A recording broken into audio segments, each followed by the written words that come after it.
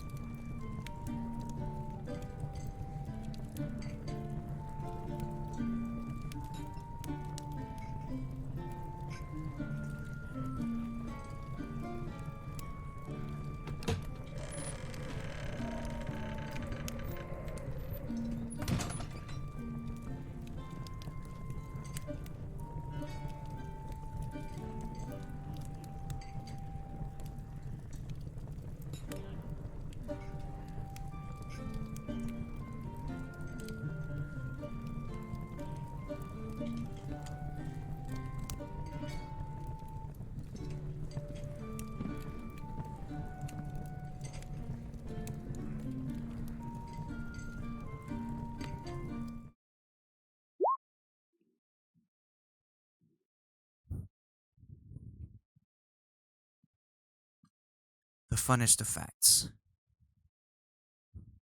And last time you had just exited the military town that celebrated the few in all their glory.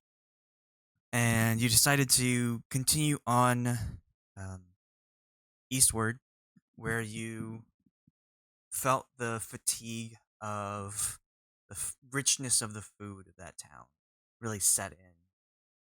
It slowed some people down. Some people's mouths couldn't handle the lack of that rich food. Uh, some people were felt like they were kind of had an upset stomach. And then one person just had the best of time, seeing everything for what it really was. Um, and you felt like this was a lot, but continued on east, where you had up off in the distance seen a traveling group of humanoids that was traveling north um, across your path, about 500 feet away. Uh, might have been more, but uh, you decided to lay low to just like see what they were about before you went up and traded numbers, which was a good idea because it was a traveling warband of ogres, goblins, orcs, hobgoblins, goblinoid humanoid creatures that was patrolling the area. And after you saw their what they were all about, you decided to like get some information from Brasz and figure out if it was a good idea to approach these people or to just like stay out of the way. And you decided to just let them go north. So you went a bit southeast around them, where you had um, encountered some sort of illusion magic in the just the middle of nowhere in this area. And you decided to just very quietly check it out. With the use of detect magic and some stealth rolls, you managed to find out that this was an illusory barrier that prevented sight on either side, sight and sound. And on the other side of this barrier was a large goblinoid war camp that was very active, with palisades and giant ogres in the center and wargs all around. Um, so you backed out of that and found out that there was a blaring horn in the camp, and fairly around the place you found uh, more horns of the other warring parties scattered around this area. And something had been found, and a lot of these war parties started to run north. And one of those war parties was going to cross your path if you had not done anything. There was a lot of confusion about whether you should go into the barrier or just try and avoid them altogether. And in this confusion, you were delayed slightly and decided just to bolt to the west, back the way you came. Um, and when that decision was made, the war party that was heading north towards you saw you, and you began to have a chase scene where you were trying to escape from these goblinoid creatures. Um, and you came across a cabin that you wanted to brace yourselves, turn, and face the war party that was running to get you. Um, and when you did so, the war party just ran right past you, not even looking at where you were. They didn't even see you, which was very odd, but you accepted the point of grace where you thought, well, this is a good place to rest if we need it. So you headed inside of this cabin, to find a very lovely furnished home spot. Animal pelts around, the very nice furniture. There was a bedroom with just luscious bed, um, hunting gear, all that kind of thing. But the thing that caught your attention most was was a kitchen that was already cooking some very delicious smelling food. And you decided, well, this smells amazing, but we should eat our own food instead of eating somebody else's. And just when you were about to start cooking your own meal, the resident of the home showed up. This tall dwarf, covered in fur pelts and hunting gear, carrying a large satchel of something, slowly entered the cabin and saw you all and was not hostile at all. He was actually very welcoming of having guests. And he commanded a sentient backpack to begin cooking additional food for the party, the additional guests, while he went out and put away his hunting gear. And after he was ready, he addressed you. He was former chef, turned safe haven for adventurers who needed a safe place and something to eat. And he invited you to have dinner, made extra food, and when you ate it, it was even better than the rich food that you had at the military outpost. But it wasn't as jarring for you. It wasn't so didn't hit you so hard that you needed to let yourself rest. And we ended with everyone, after finishing that meal, having a place to stay, sleeping.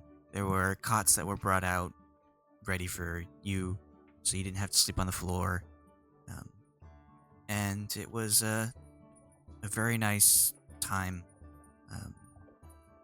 It's a very different pace from what you have been going through, whether it's the having to rush out of Silvery Moon to being overly welcomed in the military outpost. And so, very relaxing moment. Everyone had lost their richness fatigue and gained, everyone gained a point of inspiration for having this amazing food.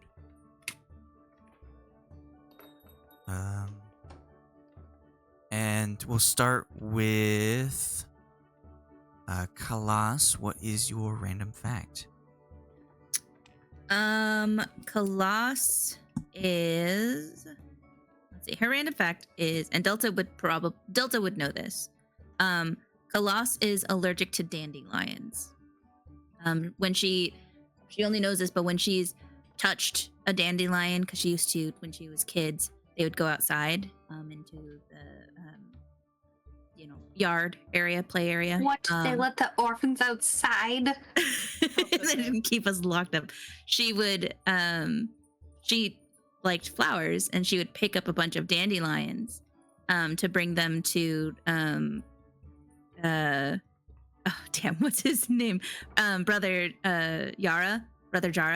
And she would start sneezing and break out in hives. And it took a while to figure out until they realized, just don't touch dandelions.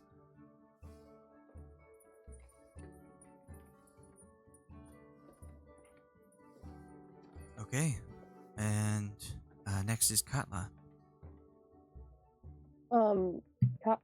Katla loves a game of Farkle. She's not any good at it, but she just really likes playing Farkle. She thinks it's one of the few games where even with strategy, it's all down to luck. But it's still active participation rather than watching some other sort of let the dice fall game. So yeah, I don't know. I just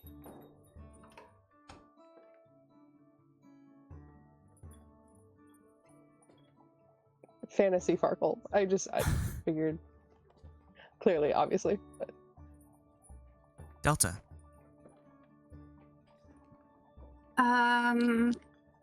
It's a good thing I am now because I had a good one and then I forgot it and I literally just remembered. So Delta obviously has been researching like water things, but she doesn't like it. It makes her very uncomfortable, the fact that there are places like deserts where there isn't really water, and so if she ever like is in one, she will like use her spell to make water, just to, like, for the, I don't know, plants, if there are plants.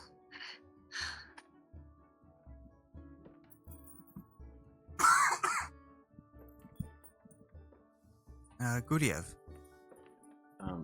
It's kind of funny because I was gonna say,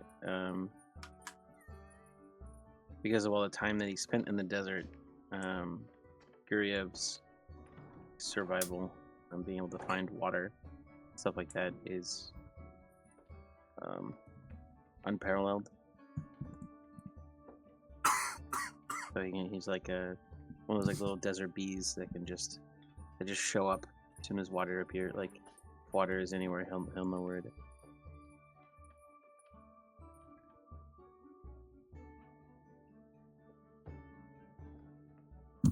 Well, these survival techniques will come in handy. Brasz. Brasz is weirdly good at stacking and carrying things in odd ways. Like, you see those towers that look like if you poke them even a little bit, they all collapse and fall down. She's able to carry things like that if she stacks them. She like the guy that stacks the weird things, like the bicycle and the bottle, or yeah, it's basketballs just on top. like from her heist or something. You'll see like a weird giant mound in the dark streets of the city, just slowly moving.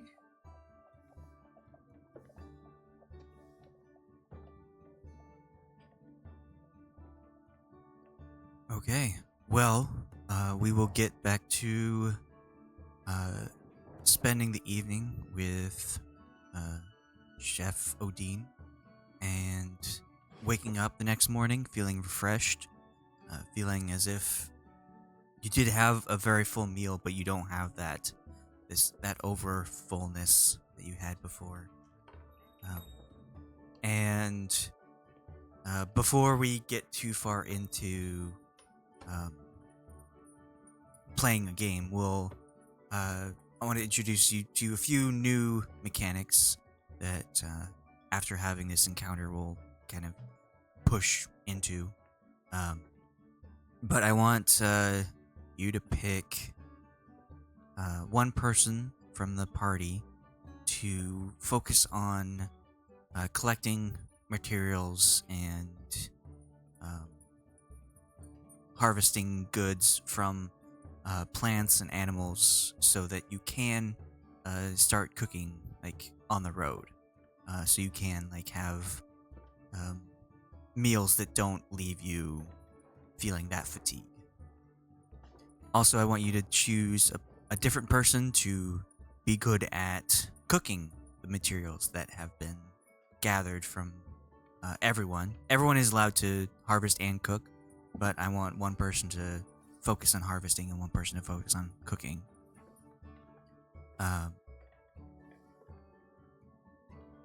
If you want, you can think about that for a moment, or you can discuss among yourselves right now. I feel like Delta could go either way. Do we know like what is involved for that? For those kinds of harvesting, or those skills? So yes. Probably shouldn't be Sorry, Brasz. The cat just pushed its way into my room. Oh, I thought that was a ghost. I was like, dude, there's a serial killer behind you. We're gonna lose our Well, DM tonight. Yeah, There is a Freaking serial killer, but it's a poltergeist. cat. So when harvesting, you can either harvest from an animal or harvest like mundane materials from like wood or iron or minerals, that kind of thing. And so I made a handout.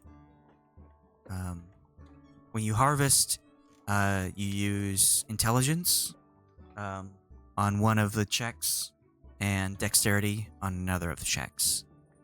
And you need 2 people to do this.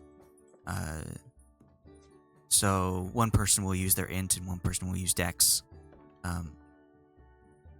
And the intelligence person will be assessing the situation, like what is a good place to harvest these materials.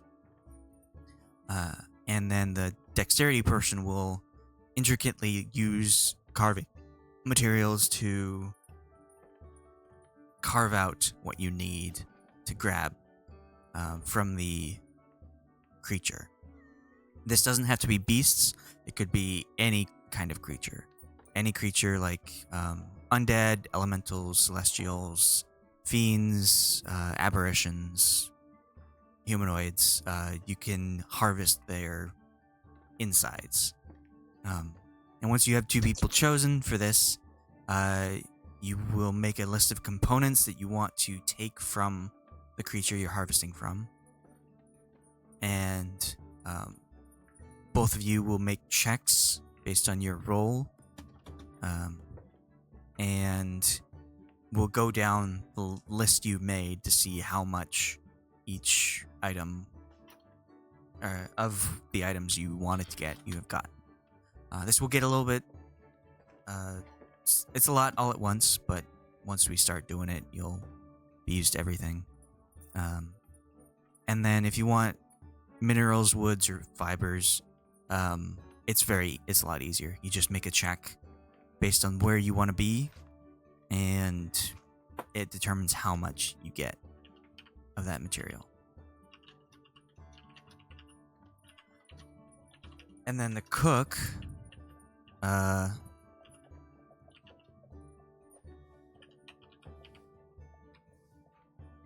you will gather up the harvested components that you have found. You will need your cook's utensils and a source of heat. Takes an hour to cook, 10 minutes to eat, and you make a check, and depending on how good that check is how much, how good the meal it will be. And with each item you harvest from a creature, there's a list there that gives which benefits of that meal you gain from it. You can have one item, like just the liver, and cook that and have that one benefit to your party. Or you can have up to 4 and have 4 different benefits. But if you do 4, the DC is a lot higher. So it's like a little give and take. But no matter if you succeed or fail, a meal will be filling. It just won't provide magical benefits if you fail on the check.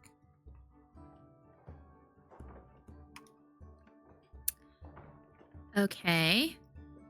I think Well, based on, Khalas. Oh, go ahead.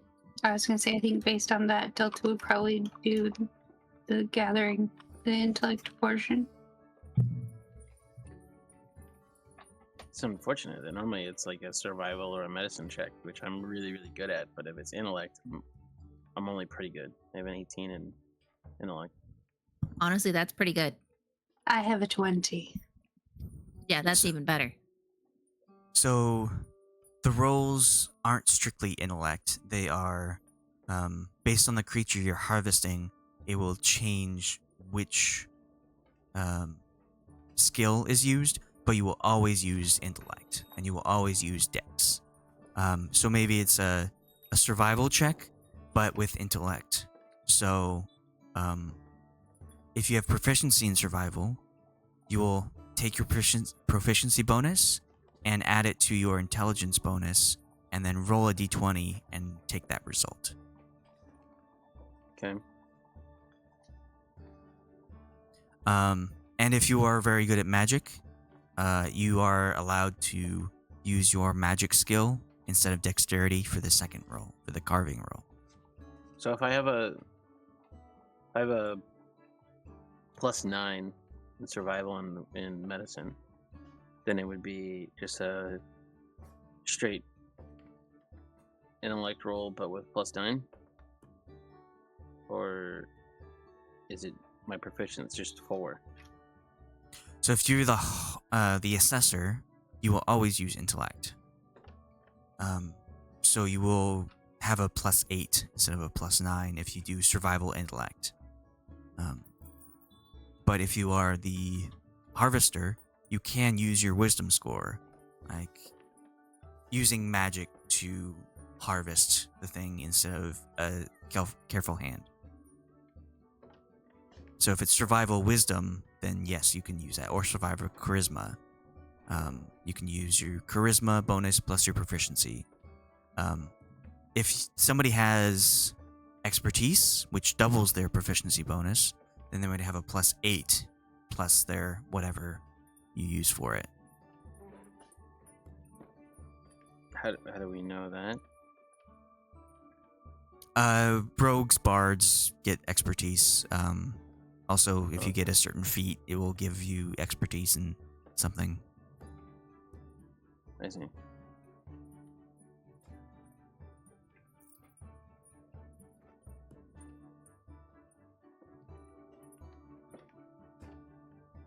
Well, so we have Delta, who can do the assessing.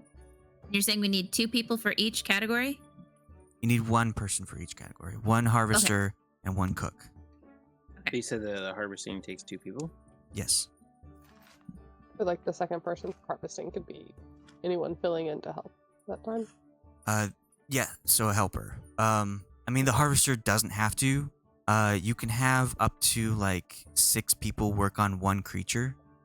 But too many people will, like, if you want to harvest multiple creatures, you have to do it within a minute of killing it. And the harvesting takes at least a minute to harvest the creature. So multiple people can do multiple creatures. But I'm letting you pick 1 person to get a bonus for this harvest. Or a bonus to cook. Later like on, you'll... specialization, kind of. Yeah. Paul is going to teach these 2 people how to become better at this one thing. Well, if somebody else wants to harvest, I will be perfectly happy cooking instead. It doesn't matter to me. I mean, I was going to say, it's like, I have a really good con. Because Delta tends to cook. For cooking. Also.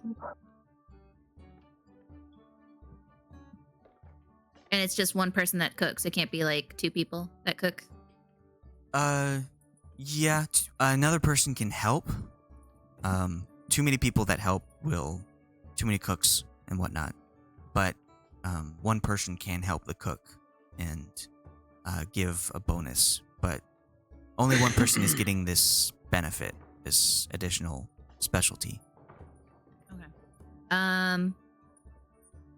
How important is it to have somebody who has, let's say, more points in that skill? Or if it's like, you know, if Delta can do the cooking, does her, you know, I don't know what your con is, Amanda, for Delta, but does that like 1. affect?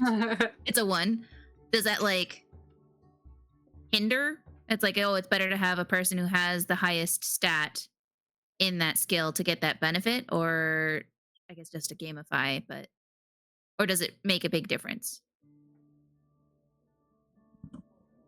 I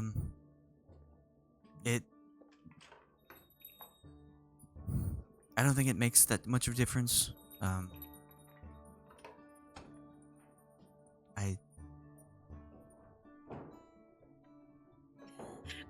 know it's a kind of a complicated what's the question you're asking?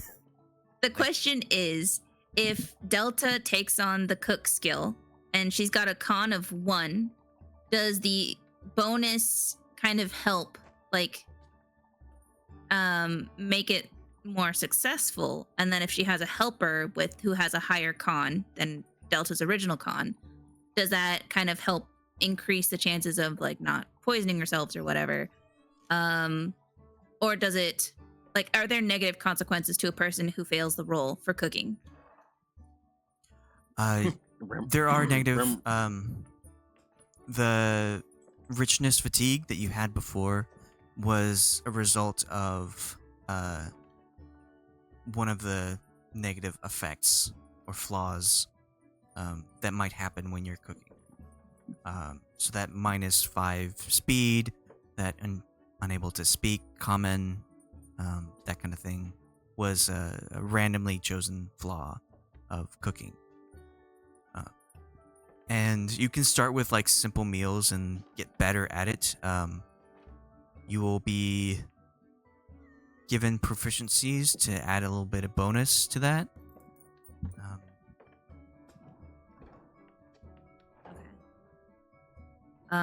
The con is just like you're able to taste better your body, and it's more well-rounded to pick con than it is to pick anything else, because con is everyone needs more constitution, but not everyone needs more like wisdom or intelligence. That kind of makes it sound like the cooking is kind of the most important compared to the harvesting and the assessing. Yeah. Is that kind of what you're saying? It can be, yeah. Okay. The well- tables for getting the right ingredients that you want.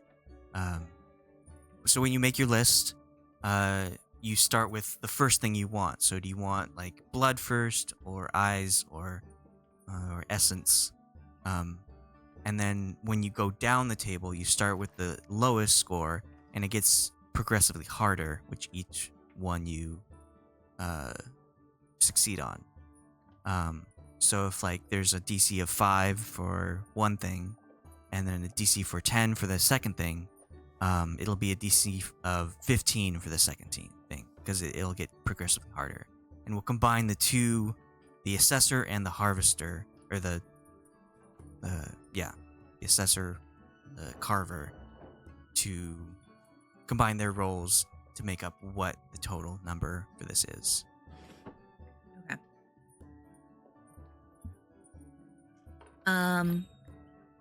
Well, our party, like, how do we want to do this? I think it's fine if Delta does take on the cooking role, because I can always help. I can always be a helper. I mean, it sounds like it would be better if I was together, which is fine. If there's somebody that will be better at the cooking. Yeah, I don't know if anyone has a higher intelligence than 20. Does anyone have a Taylor? What's Guryev's constitution? 'Cause you might have a higher constitution and might be better at cooking. No. What? Did everyone dump con as their the lowest stat? I haven't. My 18. constitution is 14.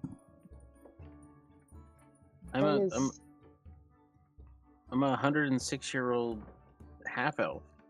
So you gave yourself low con? Yeah, What is it? 12. Damn. My dex Wow. is 12. My strength is 10. Oh, my mine's charisma is only 10. 12.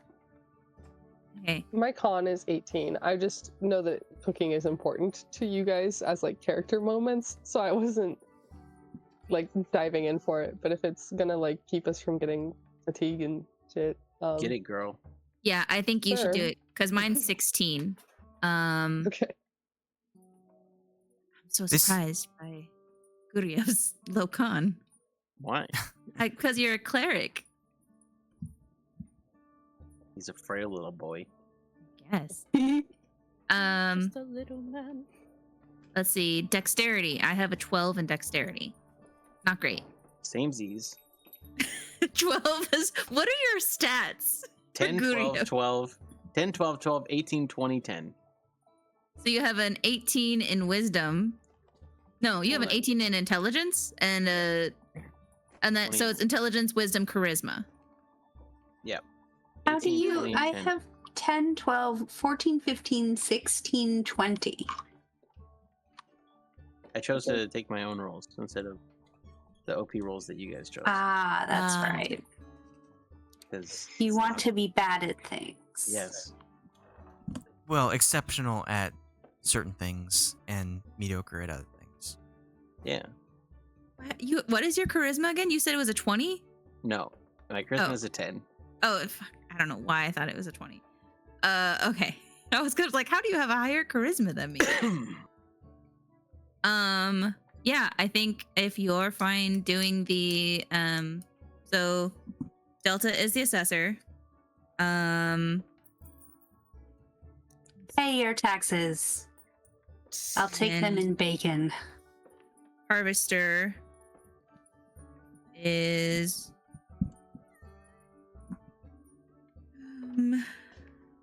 person to harvest. That And the- was Katla for harvest. I don't For remember. cooking. It was for high dex.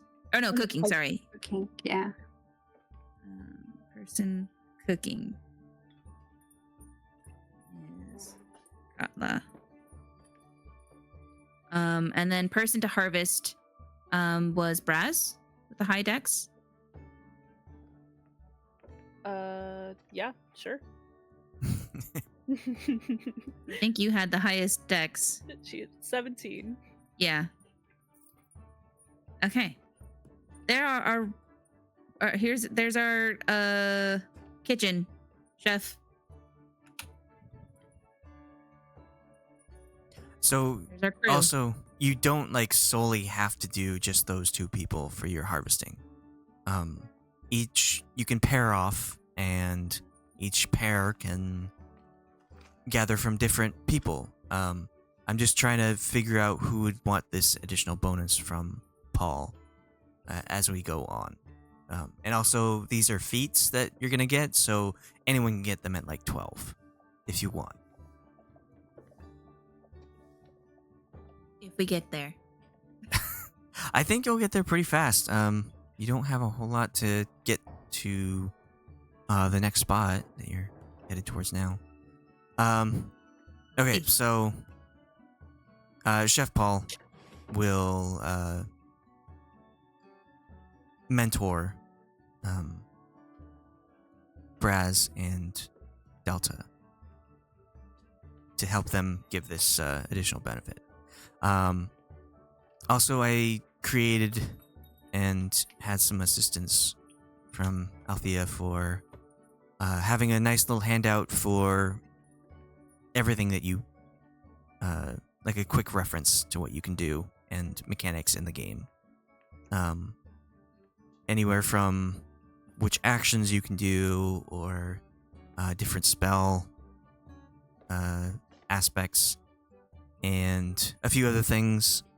We have inspiration, pushing a roll, which is kind of a new thing, where if you feel like you failed a roll, you can push it, where you re-roll the d20, but you have to take the new roll. The thing is, if you fail the pushed roll, dire consequences might happen. And then a new mechanic that I want to introduce tonight, having luck points or a pool of luck. So you will have this pool of luck that you can draw from if you roll a d20 and add your benefits, but you don't really like the result. Like maybe you're attacking something and you kind of figured out what the AC of it is. You can use your pool of luck points to tip it over that edge to make it so it succeeds instead of fails. And if you feel like you failed a roll and put some luck into it, but the DC was higher than you thought, and you still fail the roll, you won't suffer additional consequences like as if you pushed a roll. So we'll start with these luck points. One way to accrue luck every session is to be on time, right when the session starts. If you are in Roll20 and in Discord, you will get 5 luck points, and that's the smallest amount. But throughout the session, we might have additional ways for you to get luck points, similar to Inspiration, where if we feel like you've done something exceptional, or your character has gone through something where you've grown a little bit, then you get a little bit of luck. And I don't think we'll need a cap on luck, because you might be using it super often. But if we get to a point where you're hoarding luck and just not using it, we might put a cap on it, so you can't just have it all and say roll terribly and just be like, oh, I put 20 points into it. Also, if you use luck and you roll a 1, you are able to use luck to get yourself out of an automatic fail. So if you have a +8 in something and you roll a 1 and the DC is 10, you can put a luck point into it to succeed. So this is the handout that I made. And had some helpful edits to make things look a little easier.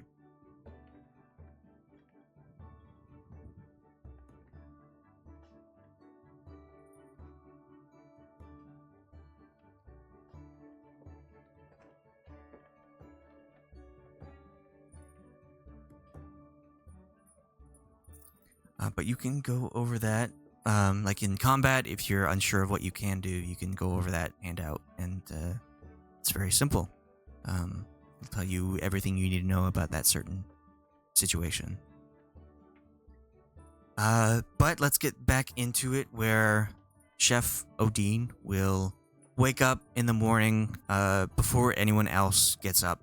You can start to smell the good food that his sentient backpack is making. And whomever wakes up first, you see Paul in the kitchen, just doing his best to be quiet while also making food.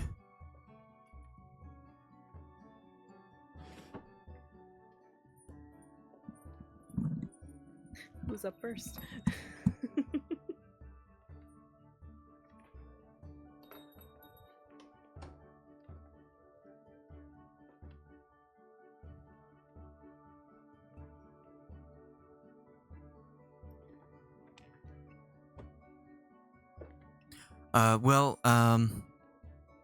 I can say that maybe Tremin is up first. He gets up and floats around, flying throughout the thing, just watching Paul trying to be quiet as well, having a very quiet conversation with him. Whoever's up next, you'd see Paul and Tremin discussing something.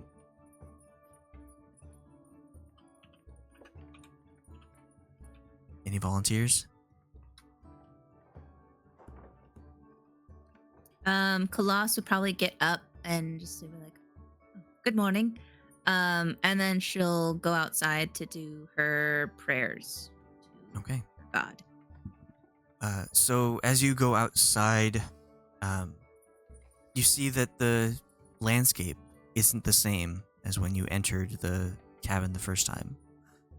You're out. You used to see mountains around you on either side. You were in a valley before, and now there's a forest beyond you, behind you, but in front of you there is just flat landscape. It looks like you entered in the dry plains and you exited near the desert, very close to the edge. Off in the distance, you see the once populated city of Ascor, just lying in ruin. It's probably about a mile away, but you can see the different structures of the buildings that were once held high, now crumbling. As soon as I see this, I immediately go back inside and be like, did we move? Why does the scenery look different outside? Has anyone else gone outside? Are there any rocks in the front? Like in that, like toward you said there were, there's forest on 3 sides? Behind you. So to the southwest, there's forest. To the east is the desert, and to the northeast is the town of Ascor.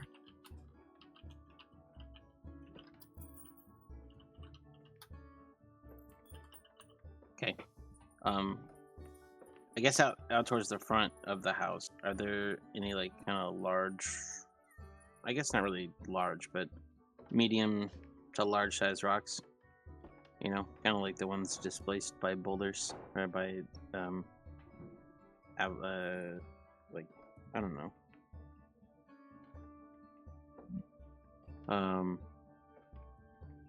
Glaciers is the word I was looking for. Sure. You know, just like then Guryev would just be sitting on a kind of meditate, facing the like open expanse, looking into the desert. Okay, so Khalas, you exit. You see Guryev in meditative state, not really acknowledging the change of scenery. Would you rather stay outside, or do you want to go with what you said and go back inside the cabin? If I see Guryev outside, I'll ask him instead of going back inside and be like, it didn't look like this yesterday, did it? To be honest, I wasn't paying attention. You weren't paying attention? I mean, I guess we were doing a lot of running. Yes. This whole place is a mystery. I don't really understand anything about this building or this person. So I came outside and going to look, and looks like we're back at the desert. Guess that's good. That's so strange, though. Um, Maybe the illusion was expanded? Or maybe there was an illusion on the entire area we were at yesterday. It could be, or it could be something along the lines of this place is, it moves around. I don't know. Alright. Have you So seen there's- anything strange? Have you been out here long? About 2 or 3 hours. But I mean, that seems kind of long. But have you seen anything strange? Like when you got up this morning, it looked like a desert, like this. yes. But I have just been in my head. I see. It's Well, have you done your Does it- prayers?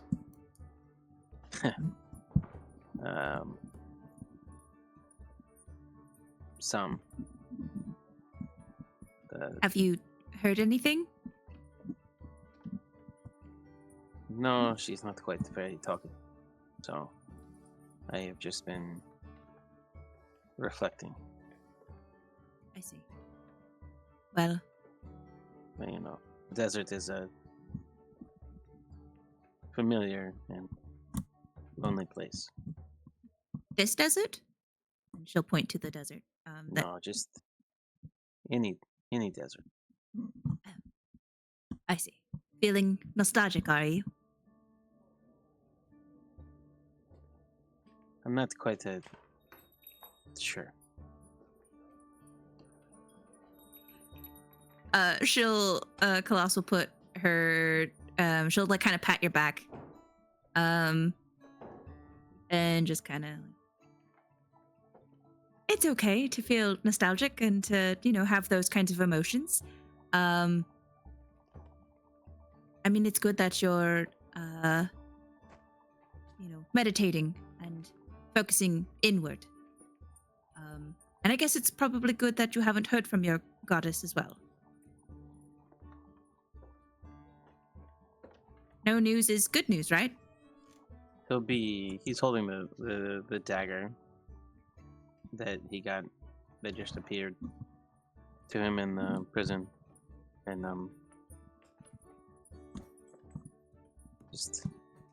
she might not be very talkative, but, actions tend to speak louder than words, you know what I'm saying? That's true. I mean, at least she hasn't, forgotten you.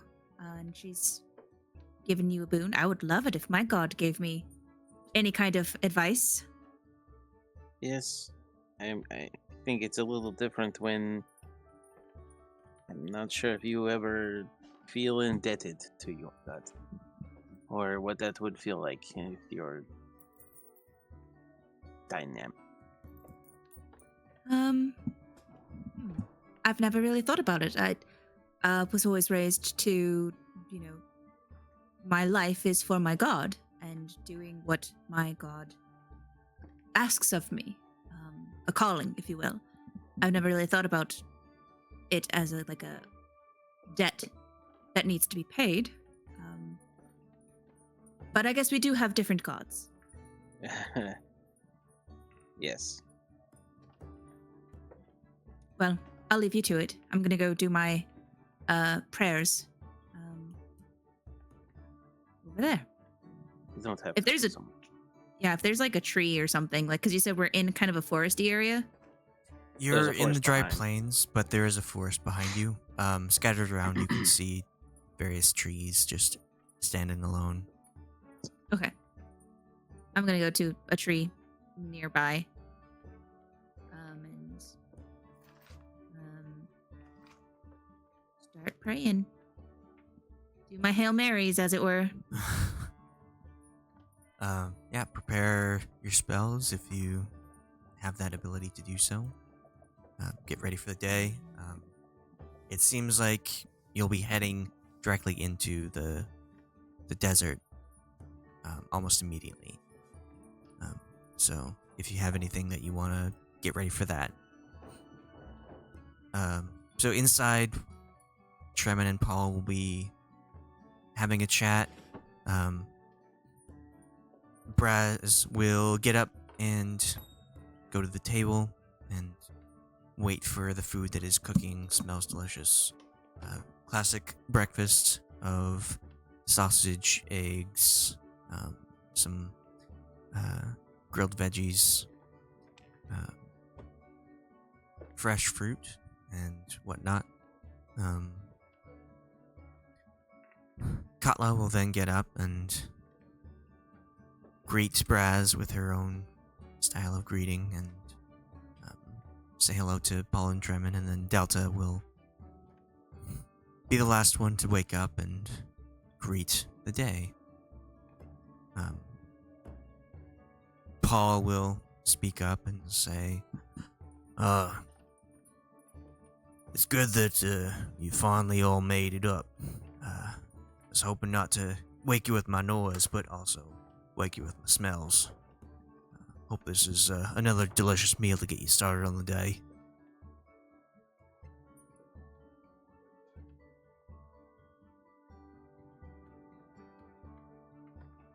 Brasz is still very tired. She just kind of looks up and goes, whatever it is, smells good. Thank you very much. It's awfully kind of you to make breakfast for us as well. Well, that's what this place is for, just being helpful to those who need it most. This place, it's a good spot. I'm gonna miss it. I've been talking to your friend here, and he'll gesture to Tremon, and he says, he's decided that there's a lot going on, and it's just too much for him, and he's wanted to stay in one spot for a bit and help others when they can.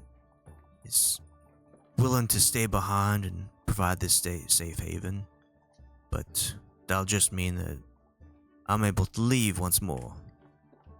If y'all don't mind, thinking of traveling with you, seeing the world with the adventures I help.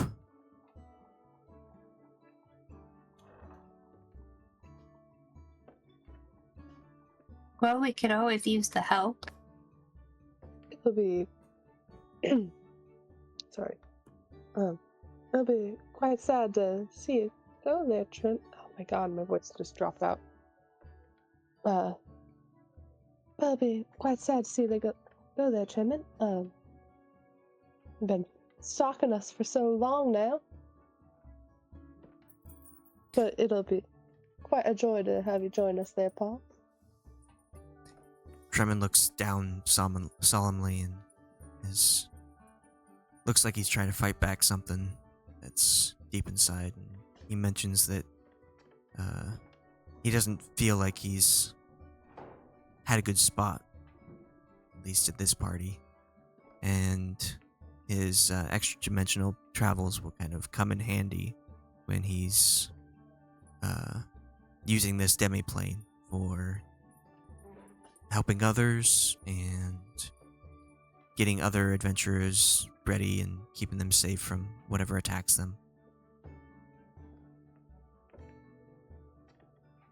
But he's thought about it and he thinks this is the right decision.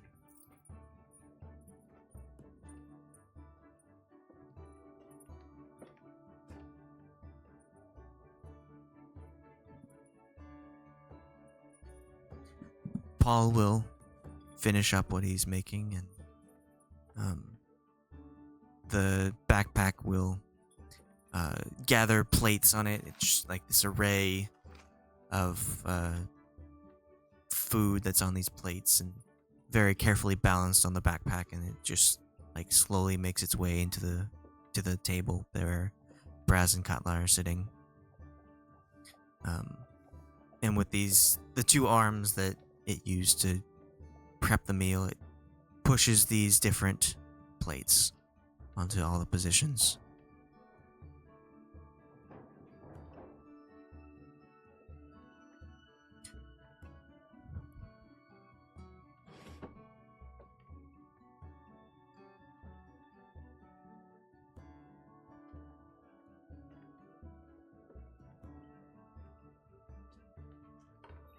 Tremon will float over and grab a spot and just kind of avoid everyone's gaze as if he feels like this was a hard decision, but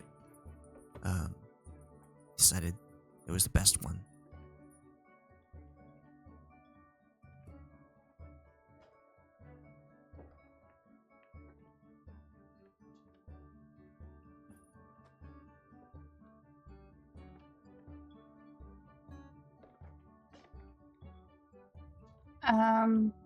I'll be like, well, I'm sure you'll have some interesting stories to tell when we meet next.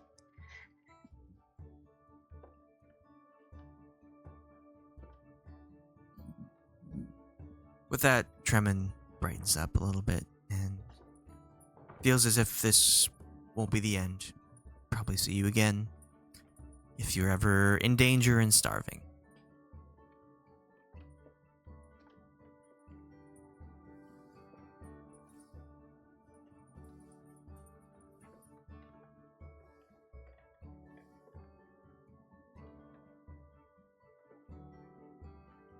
Hey, maybe you'll get new and a bunch of different people to stalk now and help.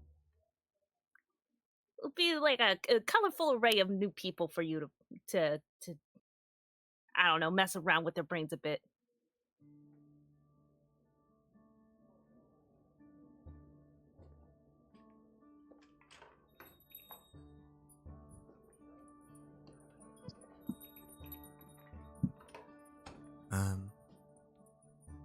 Guryev and Khalas, you're outside and doing your meditation, preparing day, and you smell the delicious scent of food wafting out of the cabin, welcome you back in whenever you're ready. Yeah, Khalas will head on in after finishing her final prayer, and catch Guryev's eye of like, sounds like breakfast, or smells like, smells like breakfast is ready. If you have experience being in deserts, perhaps you would like to talk to the group, and we'll find out what all we need. I was going to say that when you come close to approaching, you can see that he's like holding a vial of holy water and some incense, and he's kind of making like a ritual circle. He's going to cast commune. I guess if I would probably recognize that. So I wouldn't say anything, and I would just kind of quietly observe.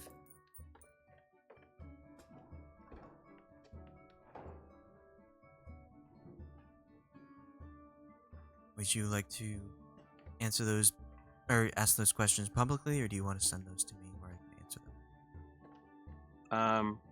I guess it would kind of be public. I think he probably would have sensed Khalas come closer, but he wouldn't have stopped.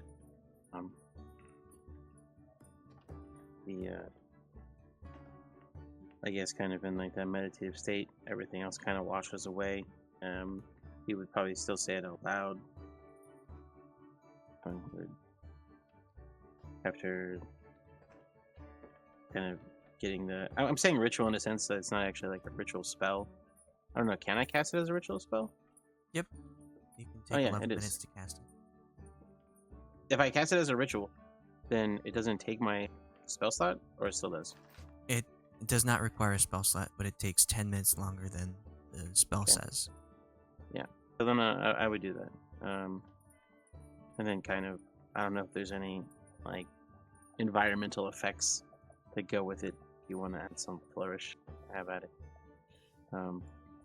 But Earth starts to shake.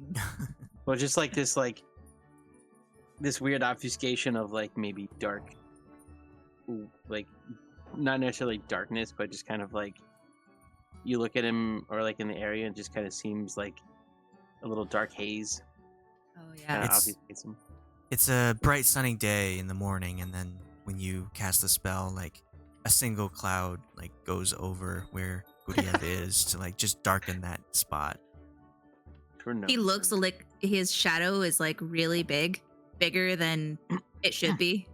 Or like it takes stretches on a different across. His shadow takes on a different form. It looks more bird-like. Yeah. A single raven comes down and perches on a different rock outcropping. Just watches. They'll still be holding the dagger, because he feels like he's kind of really feels like he's kind of drifted away due to the group, because the Raven Queen is someone that he kind of found along his journey when he had no one else, and so it's almost just like not really been cheating on the Raven Queen, but just have been so busy with other people and things that hasn't really been a driver. So we'll start with so does this mean that I am maybe back in good graces?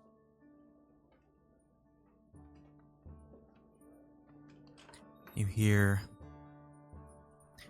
required.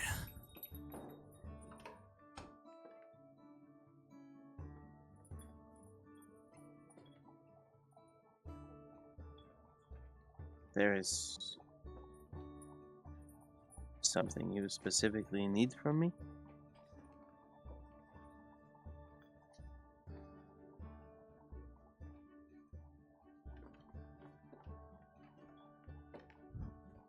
Devotion.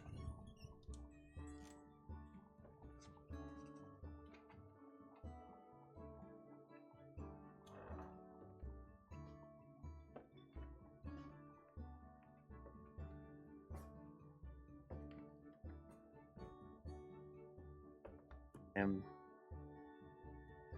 not used to getting gifts.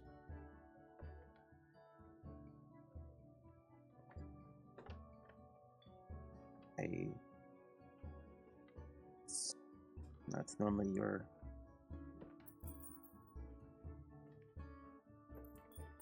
language of love.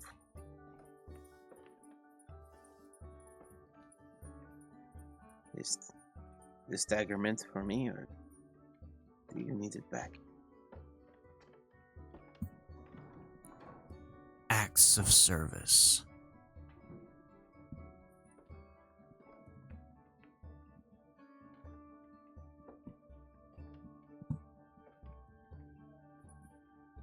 You said sub-service? Or of service?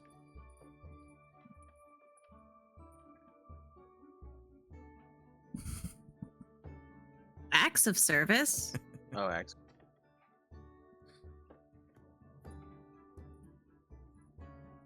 Like a chopping axe. It works both ways. One-handed typing. You know what I meant.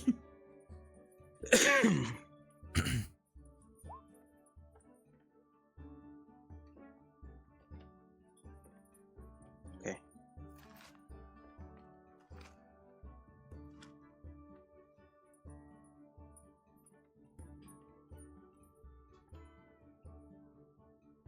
Can Khalas roll an insight to see Guryev's emotional state?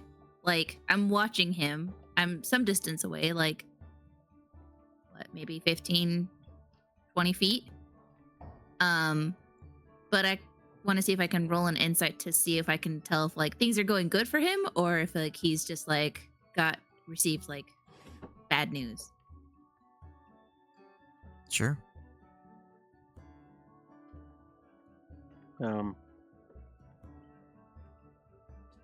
I guess with you being with him for as long as you have, and kind of judging by the conversation I had earlier, it's not necessarily things that he hadn't expected.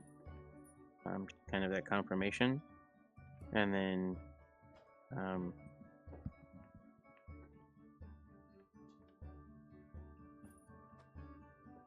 just kind of like he knows what he has to do, but not necessarily how. So is it kind of like he's got like a slight face of expression of like confusion? No, I wouldn't say kind of. Also, not really concern, but somewhere around concern, but just like just in thought of trying to, because you only heard the questions, you didn't hear the answers. Yeah, I only heard some of the questions, and I'm sure Khalas could have misheard some of the questions too, with that distance. But I think she just mostly cares about like if it's like if she needs to give you some time alone, or if she is like, okay, seems like it's going okay, so I'm gonna go. Seems like he's done, and I'm gonna go approach him and talk to him now.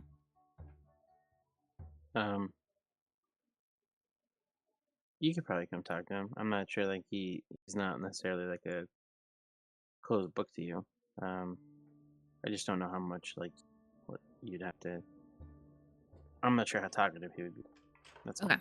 I'm not sure if you wouldn't necessarily know that either. Yeah. But I Based think off that- if you heard the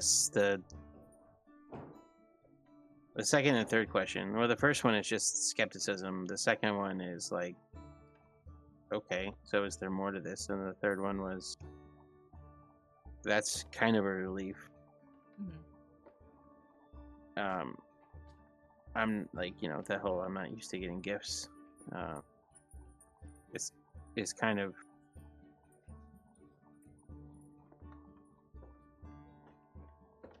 I would say like the worry is kind of gone. But now it's just kind of like, what do I do with it? Okay. So he doesn't look like concerned or anything. So I think as soon as Guryev's done, I can't remember how many questions are you allowed to ask. 2, 3. That's it. Yeah, up to 3. Okay. I can so after recast it, but it might. Just I keep might- casting it. Yeah. Yeah, 25% chance cumulatively that you won't get any answers. Okay. Well, after the third question, and she can tell that you're not, like, upset or in any kind of like negative emotional state. She's gonna approach and kind of go. It smells like breakfast is ready. If you would join, and perhaps you can go over any helpful tips that we need to know about dealing this desert, going into this desert. When you're done, I wasn't sure if you're quite finished. But With her mouth. You're inside, right? No. I think we're okay. still outside. Yeah. I thought you Well- were, and then you said that, and then I was confused and thinking you were talking to the guy. So About to come inside. Yeah. Sure. I will. Yes, we can go inside. I can teach, but I am not responsible. I understand. Yes, that's. I just know that we've been in the desert before, but our new companions might not have, so they might want some helpful tips. And I know I was, absolutely useless in the desert, getting lost and everything. So. Well, there's a lot of sand. It's kind of the same everywhere you look. Yeah, It's understandable. yeah, it's quite difficult, quite annoying. Well, I'll see you inside. Yes. Khalas will go inside. All right, you head Very well. inside, and you see everyone. Grave. I was gonna say Grave was gonna like clean off the top of the rock and put the dagger back. And just kind of like, do the thing where like you kind of pull your clothes, straight again to walk in like he's a presentable member of society. Fixes his hair. Yeah. Just like. All right, you step back inside the cabin, and you see the party members are all sitting around the table having breakfast.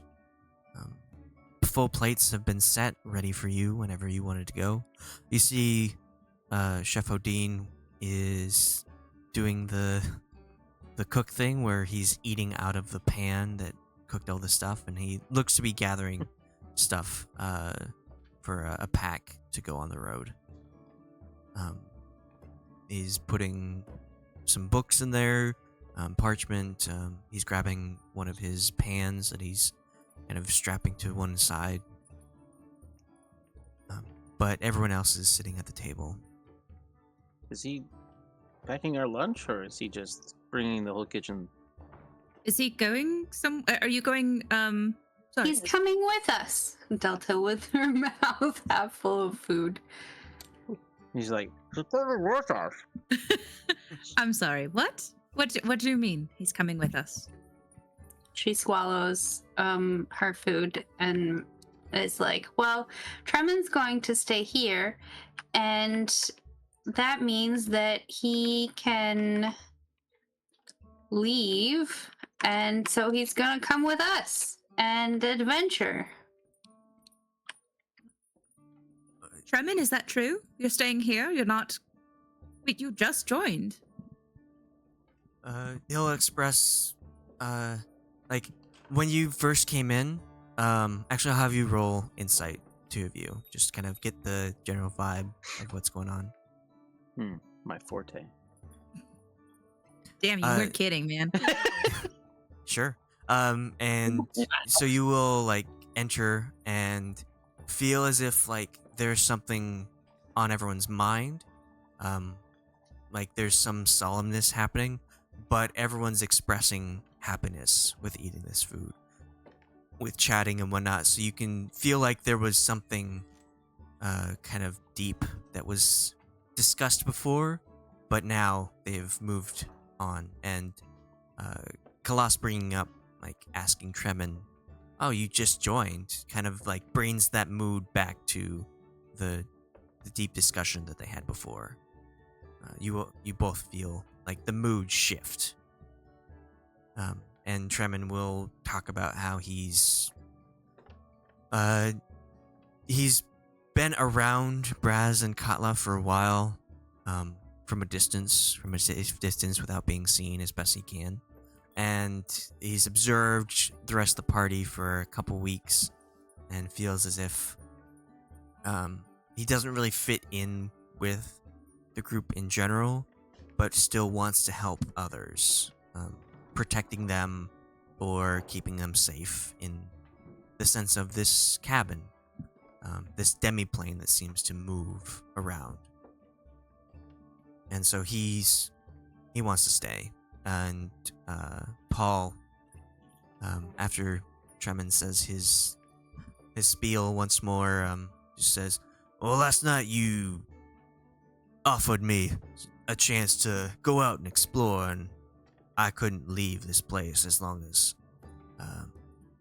it needs a caretaker for you to keep those safe and fed. But I had a discussion with your little friend here, and he's willing to stay, so I may head out into the world once more and see what it's like.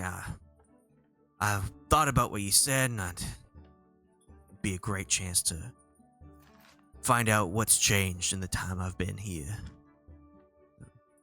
And I think I'm gonna write a third cookbook, one that's not just about one style of cooking, but explore the world and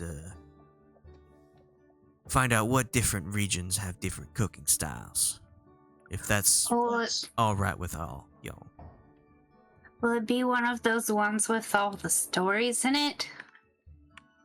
Oh, can't have a cookbook without stories. There's gonna be like a quarter just have recipes. The rest is just gonna be me talking about myself and my travels. And Awesome. then I'll leave a lot of space for comments to take up, just make it so super hard for people to get to actual recipes. That's a good idea, right? I love stories. The index will be in the back, and it'll be have full of mistypos. Full of errors. Ers. Well, this one won't be published like last one, so you'll have to deal with my chicken scratch and it's been a while since I've written down anything, so I don't know if I'll spell everything, and grammatically it will be different, but I'll be able to read it, which was important.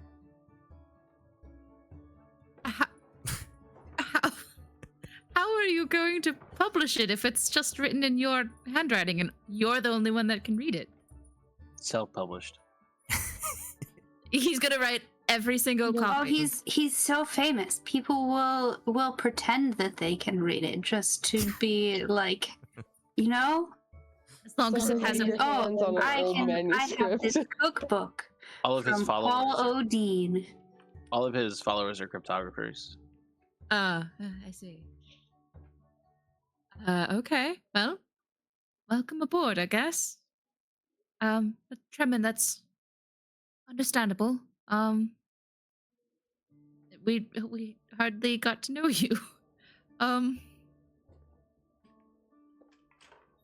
Hopefully we can come back and visit on our travels as we pass by through here. I guess. And she'll kind of look at Paul to see if that is a true statement. Like, is it possible for people who have been here to come again? Yes, It is, but it's less likely if you're capable of taking care of yourself and feeding yourself. So as long as we starve ourselves and get ourselves into danger, maybe we'll have a chance to Oh, visit dear. Tremin once more. Wow. You have to starve yourself. Okay. Well,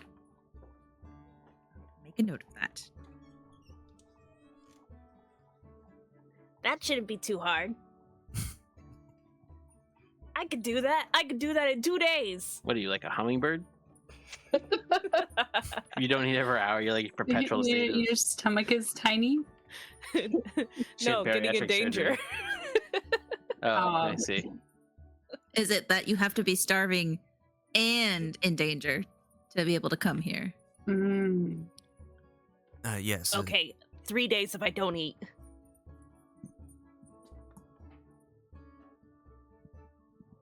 This place seems new that you need some help. And it shows up when you have that great need.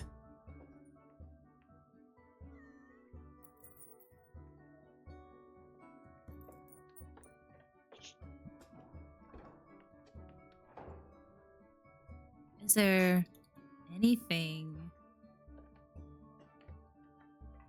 Gosh.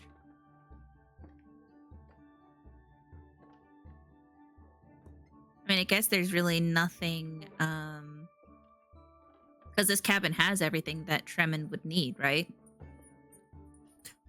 Need, yes, but there might be something that he could want or have some. Like, Katla's making something for him. He'll have a memento. And various travel. I guess Paul would say this. Various travelers would leave things here just to make their mark and make it so the next group of people might have more.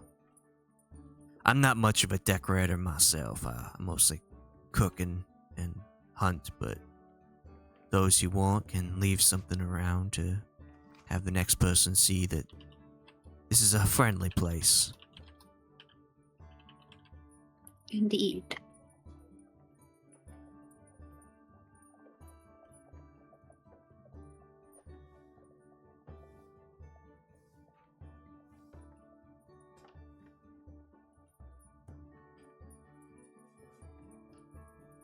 All right, so you continue your meal. It's amazing, delicious food as Chef Odin has made this for you. He will finish his side of it, eating and packing up. He'll talk to Tremin some more about what things do and the layout of the cabin and what to expect when people show up. But if there's anything else you like to do, if not, we can head out.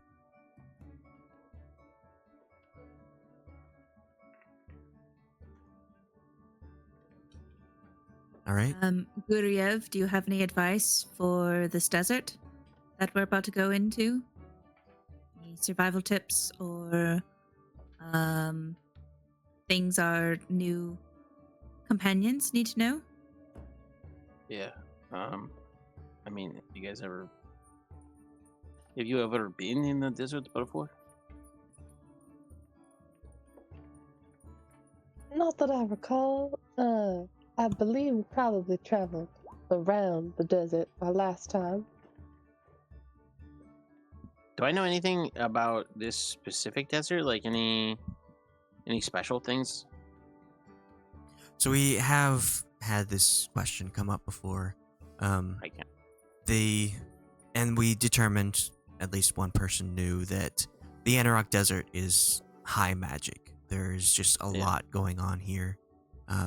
It's very dangerous in that sense, and also lack of water. Weather is crazy. It's not just dry and hot. The weather can shift at any moment. There have been reports of just like patches of different weather around. And things tend to happen without you kind of expecting it. It's a very dangerous and unpredictable area. And since it's so massive, it's largely avoided.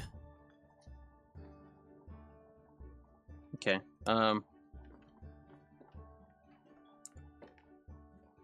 Then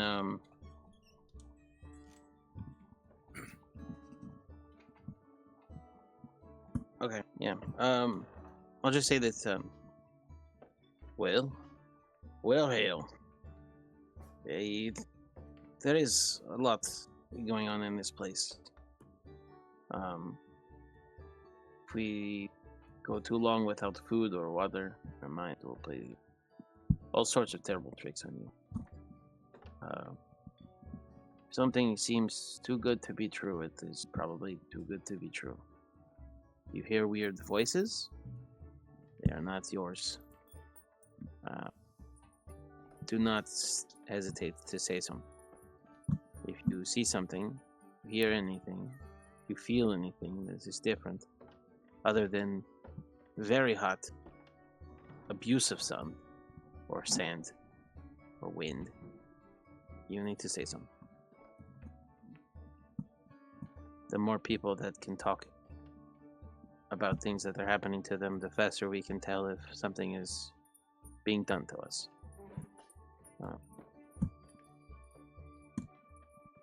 Stay as a group. Make sure people don't wander off. Ration your food and water. If you can't do that, make sure you give your stuff to someone who can do it for you. Don't want to use a whole day's water in 2 hours. I know that we have her, that she can just or whenever she feels like it, but it is taxing, especially in the desert.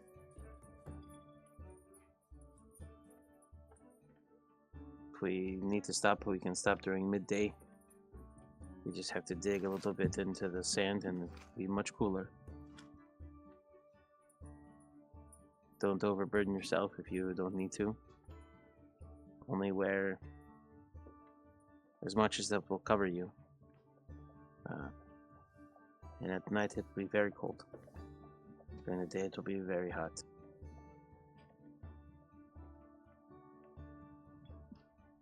That is all I can think of right now. Explicitly don't go jumping into oases in the middle of the desert. That could possibly trick you into being eaten. Even though that was a different campaign. I mean, still good advice.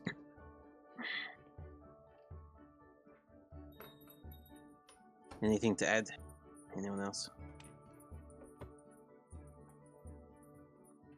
No, I think that's pretty good. Assuming there could be sandstorms, those kinds of things, the best thing to do is to stay put. Don't try and find your way out of the sandstorm or away from the party. If you are separated from the party, just stay put and try and make yourself seen as soon as the sandstorm is finished. Make sure Is you're there not overburied? perhaps anything Delta remembers from the books she read before we left? Which book? I don't think it was. Well, so before we left, I did some research about the direction we were going and the stuff that was over there. I don't know if all of it would be specifically about the desert, but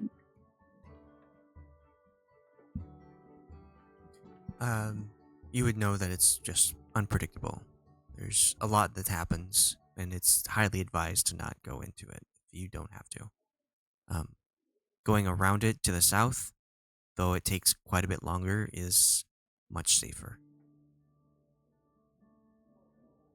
And Khalas did learn. Did Khalas learn something about the desert with her Yeah. paladin meeting? I wrote it down. Let's see here.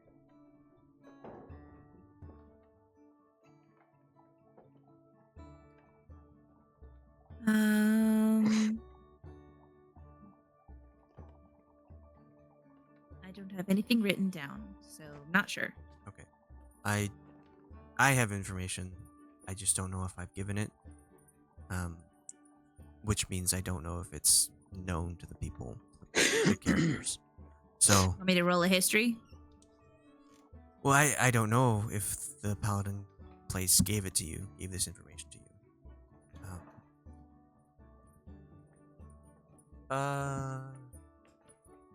Sure. Roll history. We'll leave it up to the fates. And anyone with proficiency in history can roll history as well. Oh, that's me. Guryev was at the meeting. Definitely Delta. So Khalas does not remember anything about, like, specifically this area when she was at the meeting. She was mostly focused on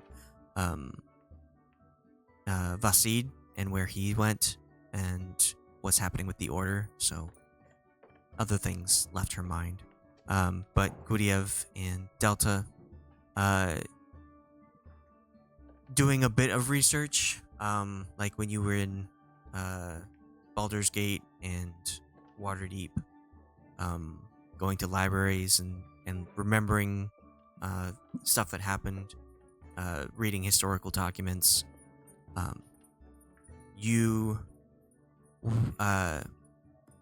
The group that was celebrating in Shadowdale, or not Shadowdale, where was it? Lothlorien? Ashabenford. Mm. The Heroes Guild, when you first started this campaign, you were celebrating something, and you didn't know what it was for the longest time until you read history records based on what was taken down. And what you were celebrating was the defeat of a Tarask in the Anauroch Desert. I have the information about the Tarask from that meeting. I just don't have that it was in the Anauroch Desert. Okay. But it was called the World Eater. Dun, Yes. dun, dun. The Tarasks are called World Eaters. And they're very rare and very dangerous. Hence the fact that you needed a guild of level 20s to take it down. So yeah, Guryev and Delta, you remember that the Anauroch Desert was the place where you fought this Tarask. Or the guild itself, everyone in the guild.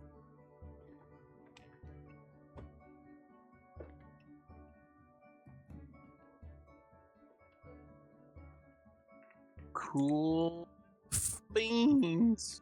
Cool beans, hot stuff. So if Yep. there's anything else you'd like to say, otherwise, you can head out, and we'll take a 15-minute break. Brasz with her little pile of stuff around here finally lifts up her hand. It goes, aha! And in her hand are 2 rabbit's feet from the rabbit that she caught on the road. And she walks over to Trevin and she's like, I had an idea for another gift to give you, but since you're not going to be around anymore, I heard these are pretty lucky. So if you have one and I have one, maybe we'll see each other again and I can give you that gift. And she'll set the rabbit's foot on the table for Trevin. He'll look down at it and looks like he's trying to fight something back, and with a trembling hand, reach out and take it and graciously thank you for the gift. He's tremendously. Should have. Trembling hand. Good That's try. terrible. Good try. You take a D4, DM. No, she's Ow. gotta go put all of her stuff back in her bag. Crowbar, Brasz- her robes, and Very crucially, she was not listening to a single desert debrief. She's busy with breakfast.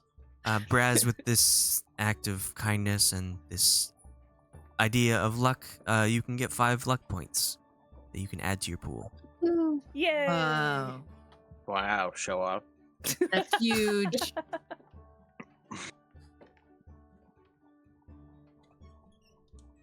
Huge. Bye, Tremin. Have a good time. Bye. Bye, Bigfoot. Have fun.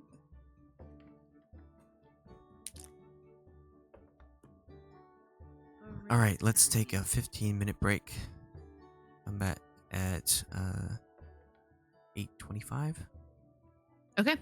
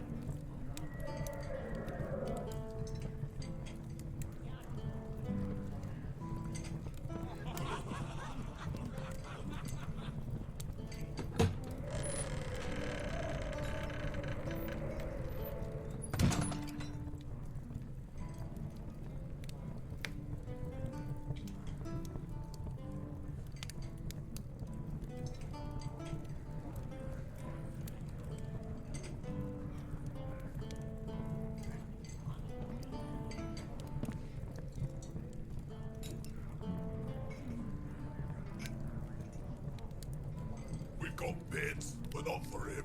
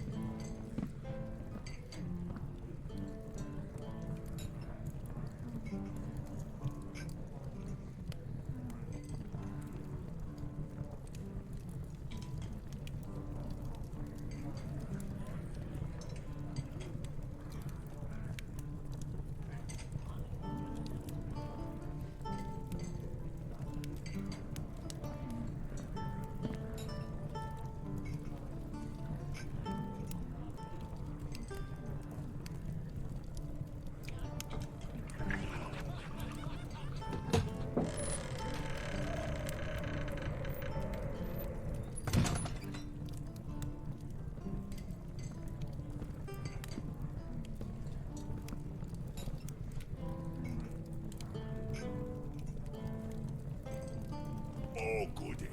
Adventurers.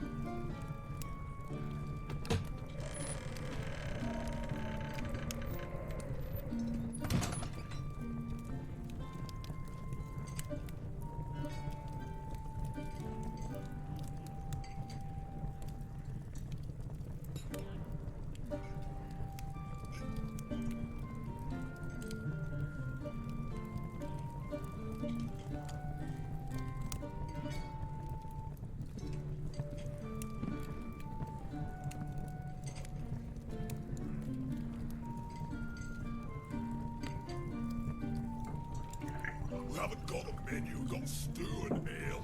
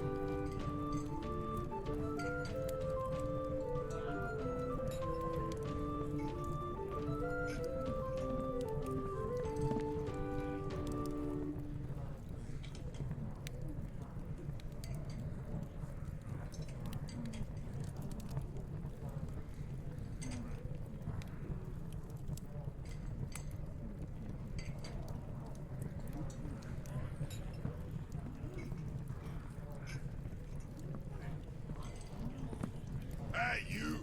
Leave your axe at the door.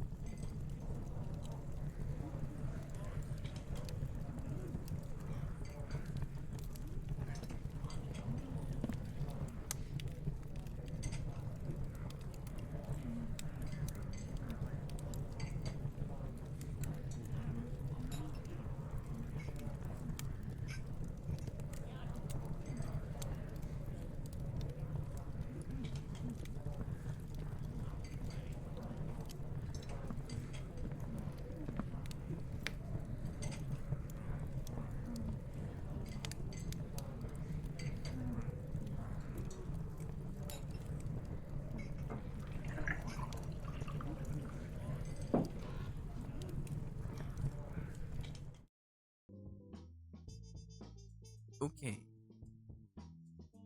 Okay.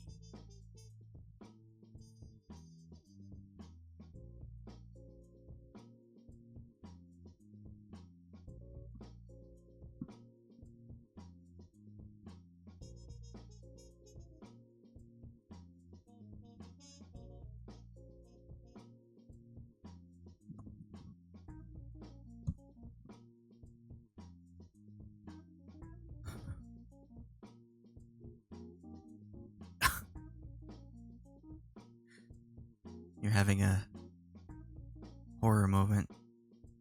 For some reason, I thought Godzilla, but Godzilla? oh, camera flashing in and out with him making weird expressions.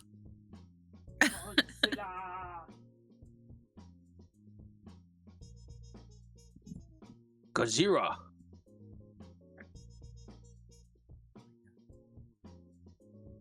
Is Taylor back? What? Did you change your avatar, Althea? Me? Yeah. Yeah. Okay. It's not the What? cat. Changes based on who you are set as. Yeah. I forgot how to do that. On the bottom of the chat, there's a drop-down box. Oh, my desktop is covering it. Or not my desktop, my task. Can you by chance remove my ability to be Gwen in K-Bear form, Gwen in Direwolf form, Gwen in Snake form, and Gwen Yeah. Starry? That would be nice. Also, new, whoever that is. That was for the other campaign.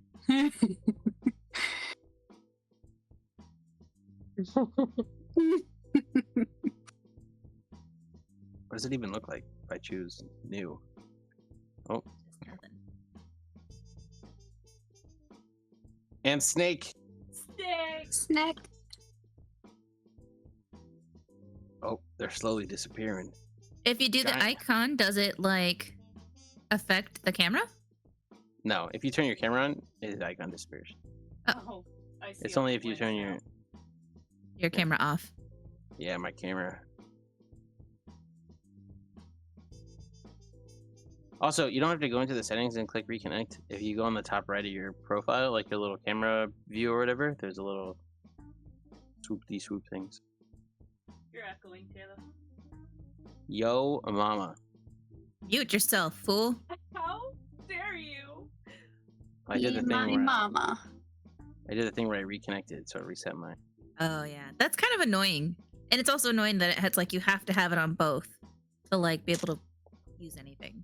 Radio on both. Anyone ever watch radio? The fact that Shalina has both on none and she can still see all of us is rude, I think. Oh no, I switched that before you guys started turning on your cameras because I was like, maybe it was just glitching out before I reloaded the page. What happened? Oh, I could see all your cameras, but everything was set to see none. Hmm. So, but then I had to reload the page because my character sheet was not acting accordingly, and I thought maybe I should just switch that over just in case.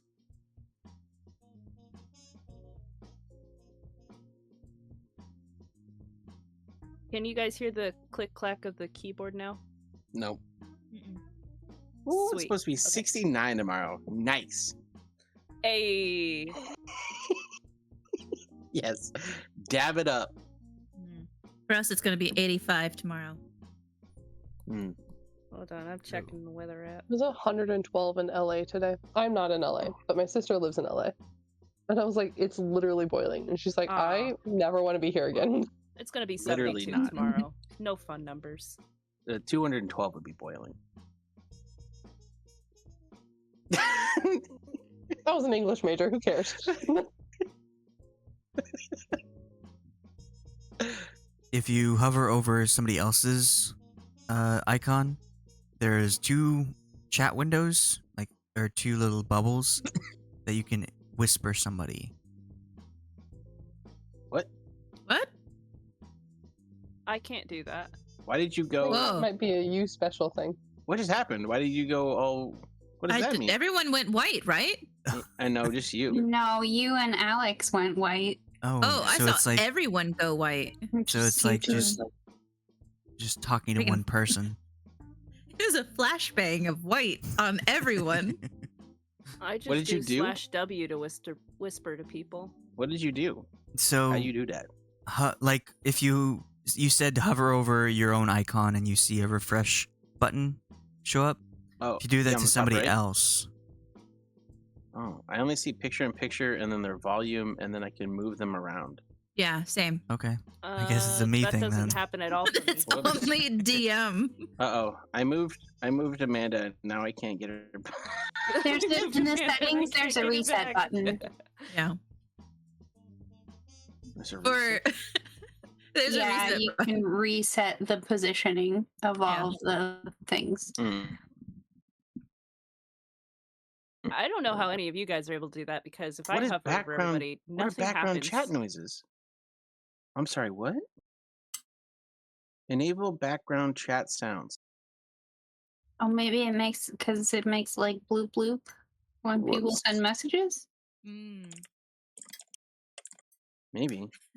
Every time I refresh, Braz's image shows on top of Taylor, so I have to like move her aside, move her over, and make room. I Right, it's literally the- don't have any of these issues. What are you guys talking about? Oh, Yeah, look at it's me. the- I'm Shalina. I'm so special. I'm not special. I feel like I am a kid with like child lock put on their computer right now because I can't do any of this stuff you guys are talking about. Do you have what's the size you have set for your video display in It's- your it's thing? full. No. I mean, like, so you go into Roll20 and you go to Uh-huh. the settings, It's a task. You go to the- for her. audio, video, Okay, and it audio, says video. master music volume level. Yeah. And then above that, there's like a tab that says video display. Oh, okay. You click that, and it says player video avatar size. Does it say names only, or what does it say? It's on small. Okay. Oh God, how small is the small one? Oh, Wow. they're tiny. They're teeny. If I have them any bigger than small, like on regular, they look really big to me. So I just have them set to small. I guys all put names only. So you can't see any of our cameras. No, I'm kidding. I know that's what I normally have it at. Oh, wild. Okay, putting it as small, I can actually see the little tokens. Yeah, Yeah. see? Yeah, there's too many people for it to be anything other than small. I have it on large. I had it on large, but I forgot about that setting, and now I changed it to medium. Put it on, yeah, I'll put it on medium. I'm gonna keep it on regular because I like if we're gonna have videos on, I want to be able to actually see your faces. But Watch out, Yeah. we got a badass over here. oh,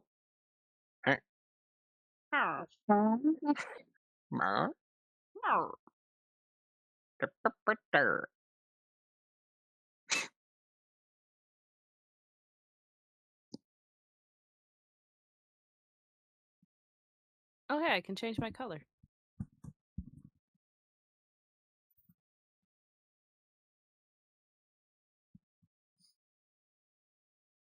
where? You click on the little color block next to your character's name. Must be pink.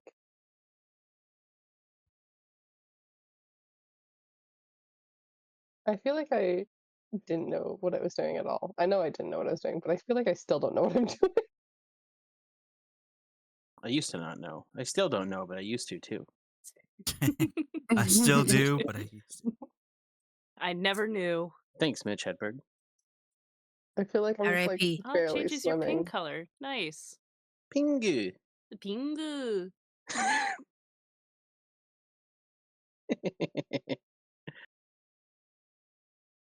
I still can't do the whisper thing though, so that's weird.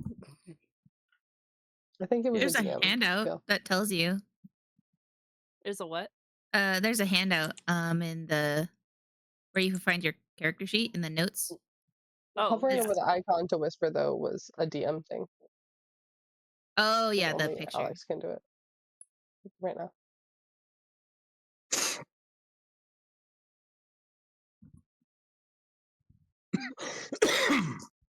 All right. Ready to get back into it? Yes, we are done playing with the things. Learning new stuff. Okay. So you head out, and everyone else sees a different setting than when you last were here. Instead of the valley with the dry plains, you now see forests behind you, to the far north, there's another forest. To the northeast, there's the ruined town of Ascor, and to the far east, there is the desert, a vast open area. You can see it's just completely flat. Like you can't, just everything's so far away you can't see anything else other than dunes, up and down, around, and Paul will speak up and say, sometimes this place travels depending on, again, when adventurers need it. When you leave, it's not the same area you started with. So, where are you headed? What's going on with y'all? We're looking for an artifact that needs to be destroyed. Well, it's quite the journey. What's this artifact look like? That's a good question. That's for us to know and you to find out. All right. I mean, it's not always entirely predictable. We've actually never seen this thing. No idea what We've been told about it. it is. Some sort of glove of power. It's something. What's your intention in destroying it? Why not? If it's powerful, why not keep it for yourself? Well, Those kind of questions get you in trouble. I mean, it's fine. I He's suppose you clever. lost some memories recently. I don't reckon I did. Well, lucky you. Yeah, it's quite. This is very lucky. Paul, how long have you been in the cabin? Did we ask you about that? I don't reckon you did. I've been there for years and years. I'm afraid I've completely lost touch with the outside world, unaware of goings on, except for the few tales that the adventurers come in and talk about. Well, welcome back, Thank you. I suppose.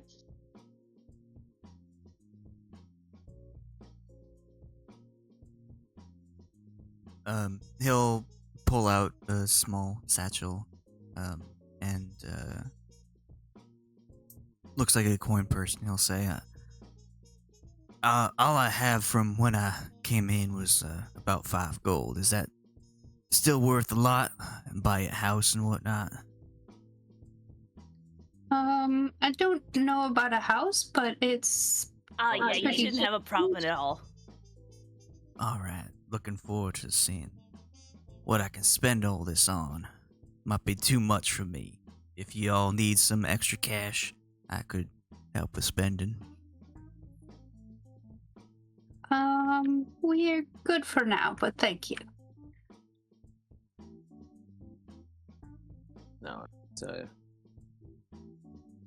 5 gold. We'll buy you quite a bit, but we'll not go anywhere near as far as you think it is. Times certainly have changed since the last time you have been in society. I reckon it might.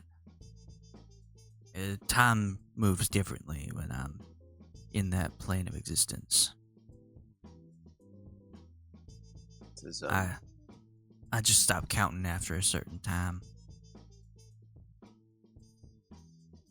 Didn't see the reason to keep track of that when I was in the same place helping others, getting the stories of the people who wander in.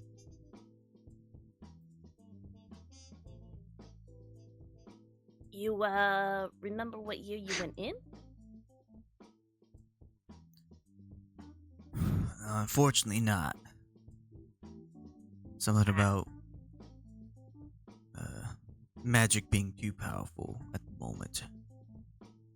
But, kind of tried to escape all society.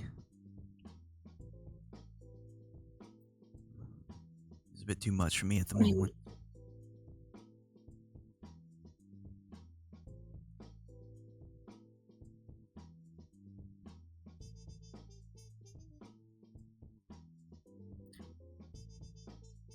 All right, so would you like? Go ahead. No, I was gonna say, I suppose. Well, I suppose we should just get a move on then. All right. So would you like to head up to the northern area where you would get to Ascor, or would you like to head straight east to get to the Anauroch itself? Do we need to go to Ascor? Or is it just kind of like, oh, it's ruins, you could go check them out? Sure. Isn't the only reason to go to Ascor because the people from, I'm forgetting words, didn't go to Ascor anymore? Sundabar? But other than that, I don't really. Do we know what happened to Ascor? Why it's just ruins? They did give you a brief description when you were in the military outpost of the desert got too much to have a city right next to it, and it just sort of people started abandoning the place, and it just fell apart. Maybe we should check on it? Sure. I think that's not a problem. About how far away is it? Is it like a day's travel away? No, it's probably about a mile away. Oh, dang. A mile away? That's not that yeah. far. No, Yeah. it's not. You can see it from where you are. Oh, well, let's go. Yeah. Come on, Vamonos. Okay, so you head northeast towards this ruined city.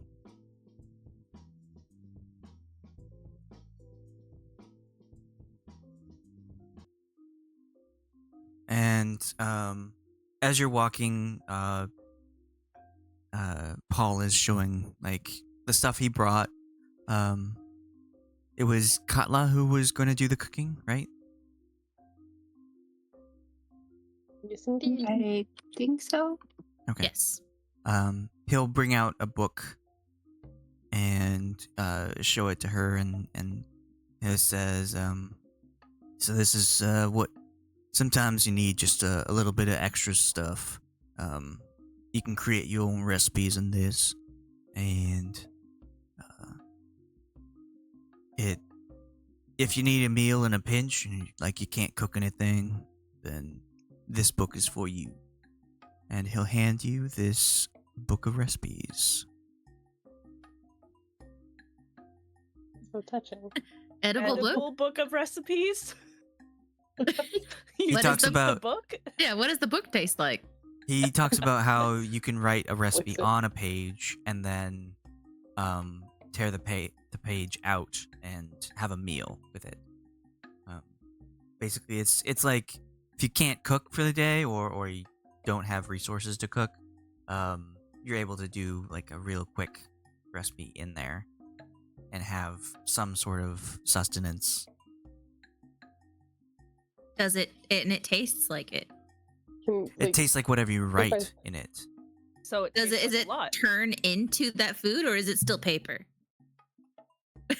Wait, is it like one of those like cookbooks where is it like one of those cookbooks where it's like actually like the paper is parchment paper and you actually just put all the ingredients inside and tie it up and put it in the oven for the specified amount of time on the paper? No. You never This seen is one like of a those? Single No. page. If like we split it up between the party, do we each get a full meal, or is it like only one creature gets a meal for each page? One sheet of paper is one meal.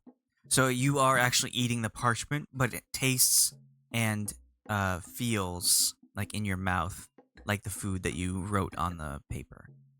Is it the serving calorie size. is it the calorie intake of the paper? Like you're just No, getting of the like meal. 5 grams of fiber Oh, I was gonna So say, you're the getting the full nutritional value calorie. would have sucked. Yeah, Yeah. you're getting a full meal out of it. Okay, cool. It's like elven bread, but not. Paper. Yeah, but the paper. Conveniently bound in a book. Willy Wonka gum. Oh god. He will also talk about his backpack. He's currently wearing it, but he'll tell Katla all about like how you can have it move and prepared meals for you. And it is this. I feel like it makes sense for Katla constitution-wise to do cooking, but I feel like I'm taking these awesome things away from you guys who have been building to this. I don't know. No, I think this is fine. No, it's fine. Okay. Yeah, because we can do helping. stuff. We already have lots of awesome things. Yeah. Yeah, I just know had, that like cooking's like important to you guys as like character moments. So I just wanted to make sure. Listen, our survival as a Just, party like, is as on a you group. now. It No all rests on pressure. you. Guryev has been living off jerky for like 20 years. I'm pretty sure we have just been living off of like the cleric spell of create What? food and water. What? Have we not? Why do I buy cooking materials? Because we get sick of the magic food because it doesn't taste good. So every now and then, like we make meals.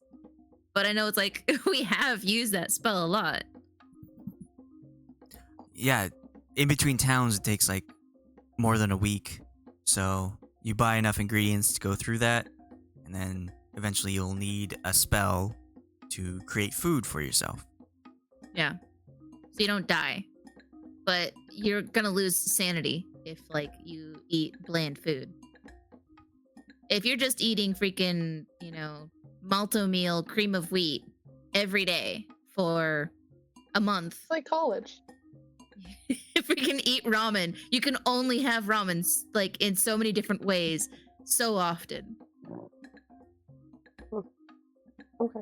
Well, oh, this is God. Oh, this is awfully kind of you. You have no need for it. You don't want to hold on to it. I'm awfully touched by you sharing this. I Shariness? understand. Sharingness. Generosity? Sharing this. Oh, That is a okay. Maggie can't talk feature. I mean, it could be Katla just I talking heard that it way. correct. Maggie doesn't enunciate her words, and so poor Katla doesn't get to either. Maybe it's a southern thing. Part of that. I mean, I Part do of the blame my language. grandmothers. I understand that some aspiring chefs need a little bit of help, but this'll be quite the booster for you. Also, my cooking wok will double as a shield, and if we get down occasionally, I can play some music on it. And he starts like hitting the sides like a steel drum. Makes nice music to go along with. Is Taylor the only one with his camera on, or is my thing bugged? Your thing is, You. there's a sync button. Might have to hit reconnect. Yeah, that's what it is. I was like, what is that called again? Sync files. Do I just have to Fucking reload the one sec. page? No, No, I'll take a screenshot. Yeah, it's in the options. I'm sorry, I'm useless. The control button on my work computer and my personal laptop are like flipped, and so I always hit. Okay, sorry. All right. Oh, I And- see. In the time that you take to travel to this area, Paul will talk about the grill, the book, and the stuff he's bringing with him. And you're getting closer to the town formerly known as Ascor. You can see a lot of it has been taken over by the sands. The seems like the desert has like kind of encroached upon the town itself, keeping the ruins down under. You see all this in front of you. A lot of buildings have been buried beneath the sands, crumbling towers, and the walls have fallen down. It seems like not only did the desert get to this place, but pillagers, looters have gotten here too. It looks like it's been run down for a while.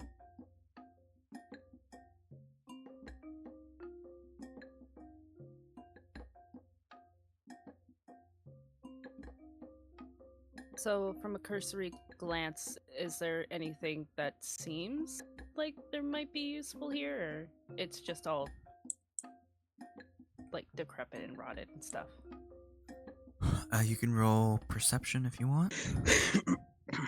Would I roll to see if there are any people here?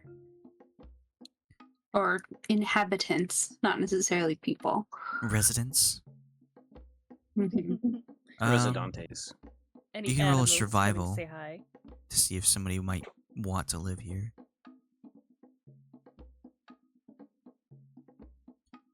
Both of you observe it. It looks like this place is kind of forgotten, especially with the raiding party that you've seen before, and all of the different kinds of creatures that might be wandering around. This place just looks like a abandoned place. If anyone is living here, they'll probably be trouble rather than anything else.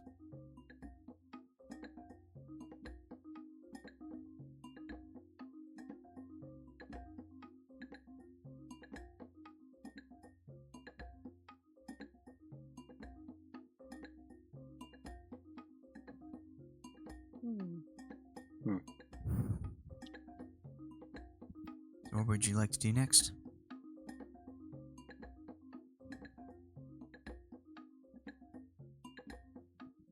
Should we go in? Sure. Let's check it out. Maybe there's some stuff that we could use.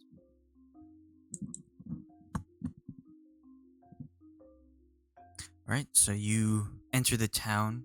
It's a bit difficult. There isn't a real road that goes into it, or at least not anymore. The walls have been crumbling down. You have to climb over several large bricks to get into the town.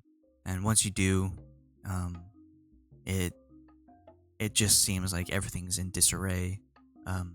What once was possibly a very good last ditch town before you go into the desert seems to have been become the desert itself. You can go in and like try and search buildings, but you will have to like dig through quite a bit of sand, a couple feet of sand just to get in the door of something. Some dunes make it high enough so you can crawl into one of the like second door windows.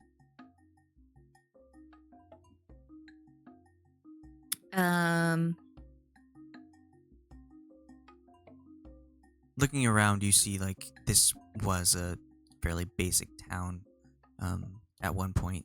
It had all the things that you might expect from some of the previous towns you've been in. Nothing as large as Waterdeep or Baldur's Gate, but it's a nice in-between town.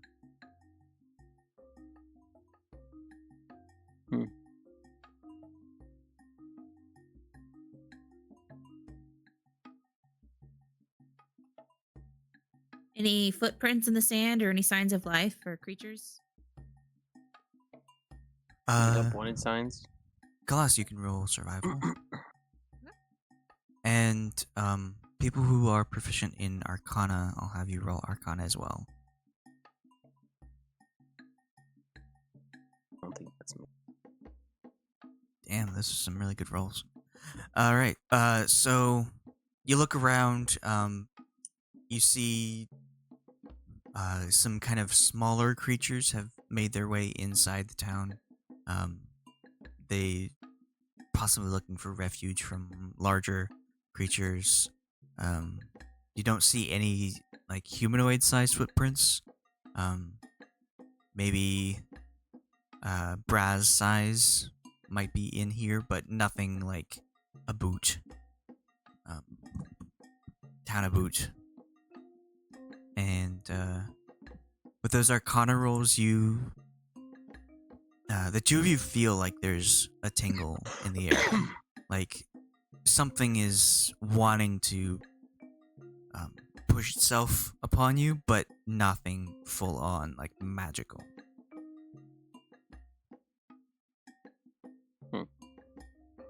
Like it's the desert itself or this town?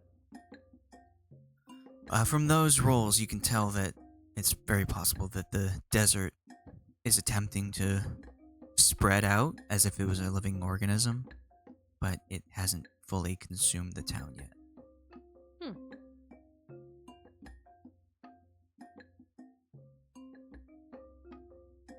See anything of use, anyone? Or anything intriguing? I want to look in one of the houses. Okay. Is there something everyone's looking for, like material items or adventuring stuff that you are searching for? Brasz I mean, just I kind of wants to go in and see if there's anything interesting. feel like goggles would probably be like if there's any kind of like head coverings. Or like sand gear of any kind, yeah. Yeah. Okay. Those who haven't rolled yet can make a survival or investigation. We'll take the deltas and Khalas's.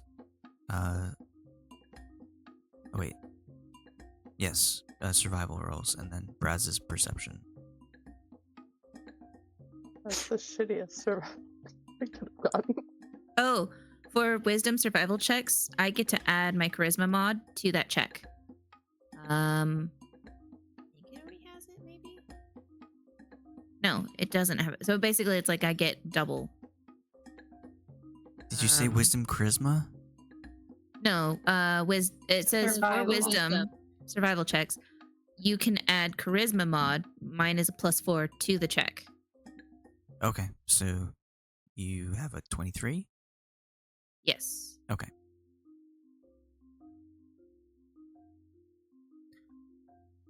Okay. So it seems like this place is fairly well looted. Whatever furniture is left here, it's just in pieces. You can see remnants of beds in the inns, tables, stools, chairs, just pieces strewn about. It seems like whatever has been needed for supplies have been taken. But with those rolls, you do manage to find a couple, like 3 pairs of goggles throughout the town as you're looking up and down. Some ponchos, cloth that can be put over the head and face. Everyone is able to get that. Sweet.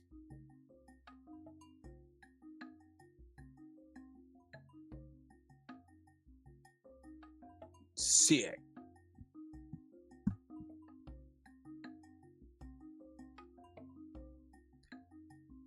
And those with the goggles and the face covering can have advantage on like surviving harsh conditions in the desert. And those with just the face coverings can have a +5 to your surviving the harsh conditions.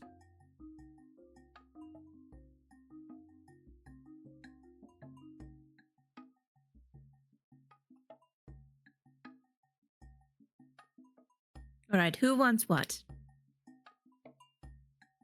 Well, there's 3 pairs of goggles, and then you said there are several face coverings, so everybody can have one of one or the other, right? There's enough face coverings for everyone, but there's only 3 sets of goggles.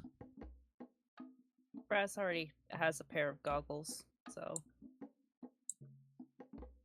that makes it easier to choose. Yeah. I rolled very poorly, so enjoy. Stick with the face covering. With like Guryev's background, like, are these items like still? Does he feel like they're necessary? Like they're better than whatever he can do for himself, or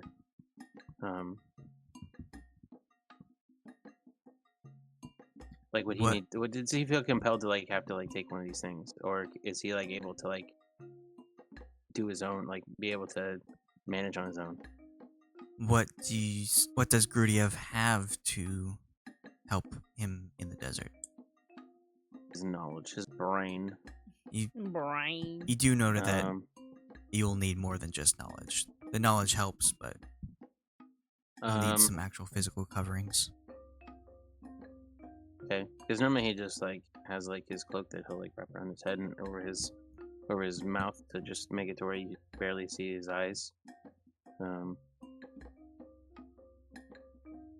Wait, what's in a disguise kit again? Like If there's a pair of glasses in there, they wouldn't make very good goggles, but But the Disguise kit goggles is might be a mostly nice addition to your stitch. disguise kit is mostly cosmetic. yeah. you got some Groucho Marx glasses in there. It's like Protect ones your without the nose. lenses on them. Your But they don't have schnoz. lenses.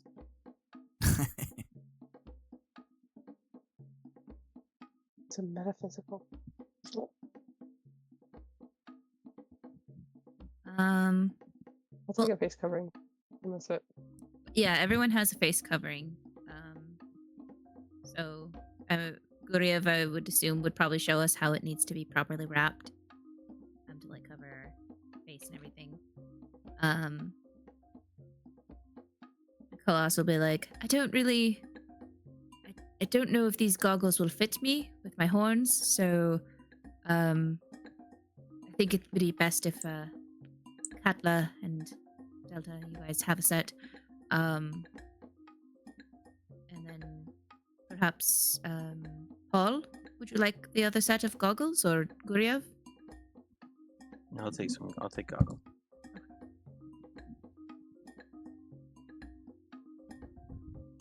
I'd kindly take some if you offer him, but I don't want to take it from somebody else if they need it.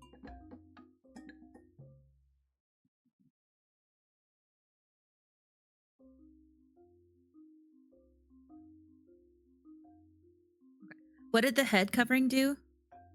Plus Or- 5. Is it +5? So everyone has +5, and then whoever gets the goggles gets advantage. Yes. Sweet.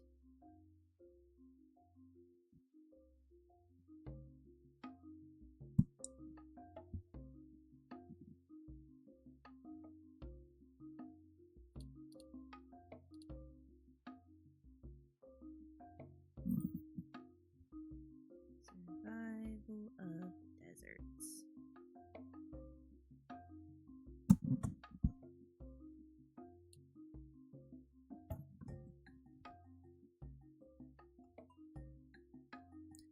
Okay. Anything else for this town, or should we continue onward? It doesn't look like there's much else to find. That's true. It is interesting. I think it would be really cool to do more excavation of it. How long has this town been like this? Does anyone know? Did they tell us if the Well, they said at some point that they stopped trading. It was because it was too dangerous, and I assume people would have left around the same time. Yeah, they said it's been years since this place, and they just kind of let it fall to ruin without kind of like. They got people out as best they could, but those who stayed did so at their own risk, and then the encampment just kind of let it do its thing.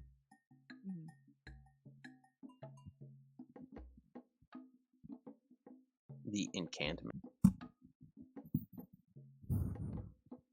Just anti.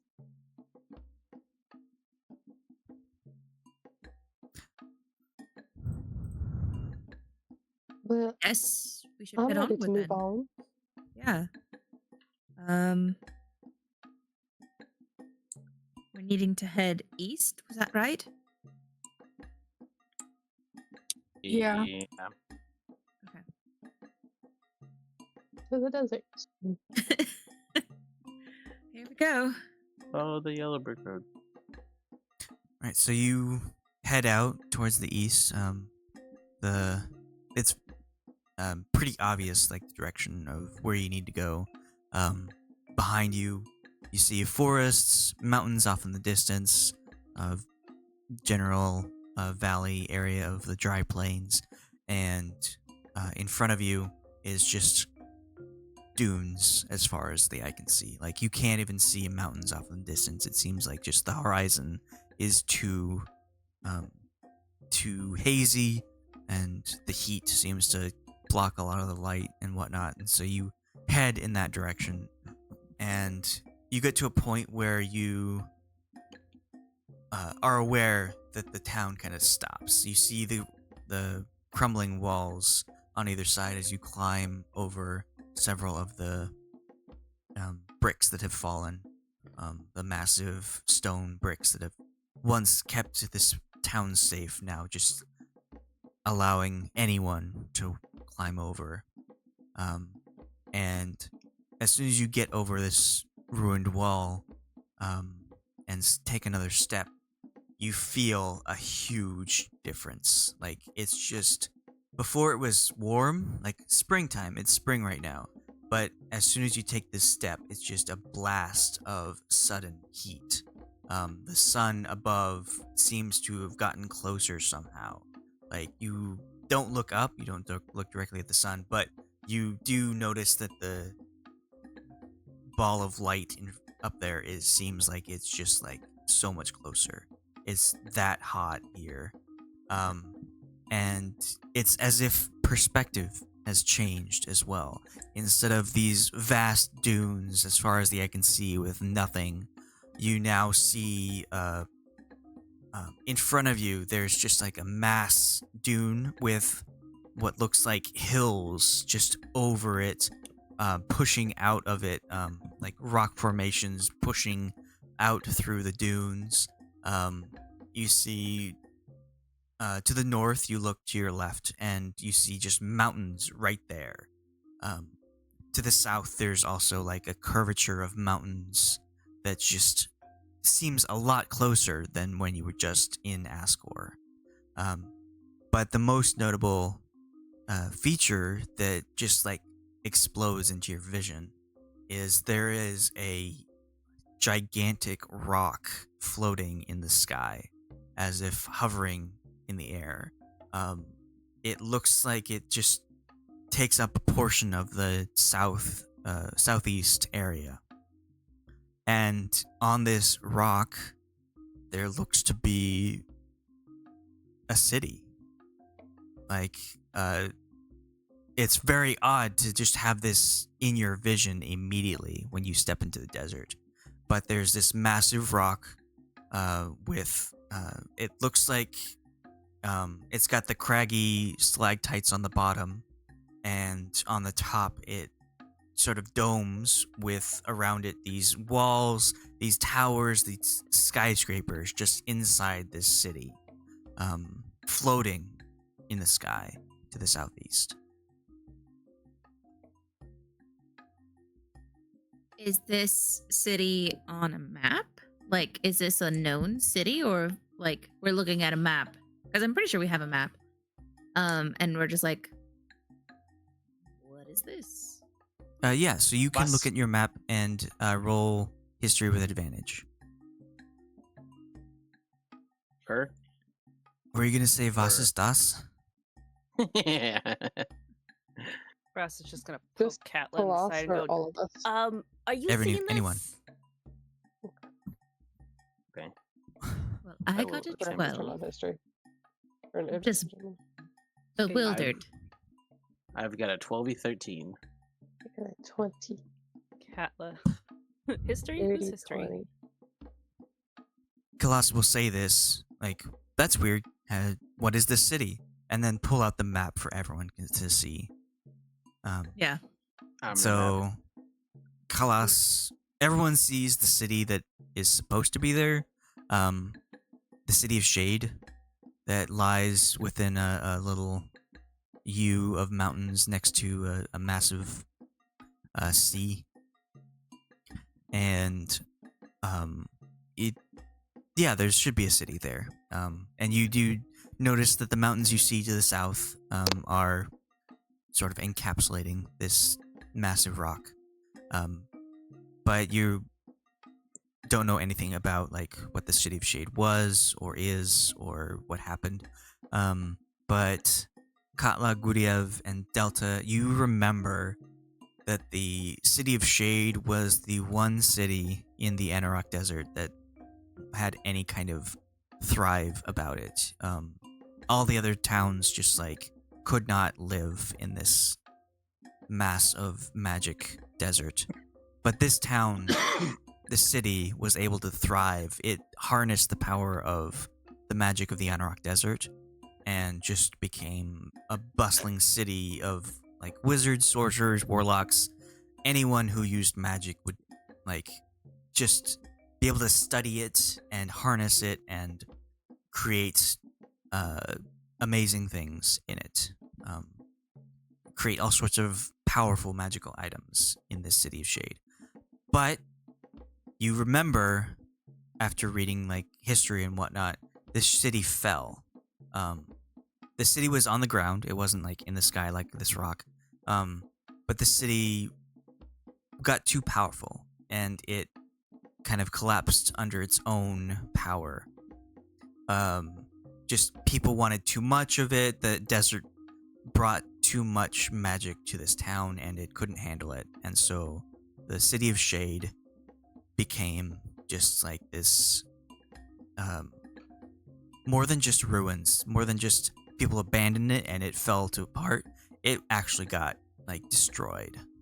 And so this city in the sky that you see on this rock looks very similar to that city, the city of Shade.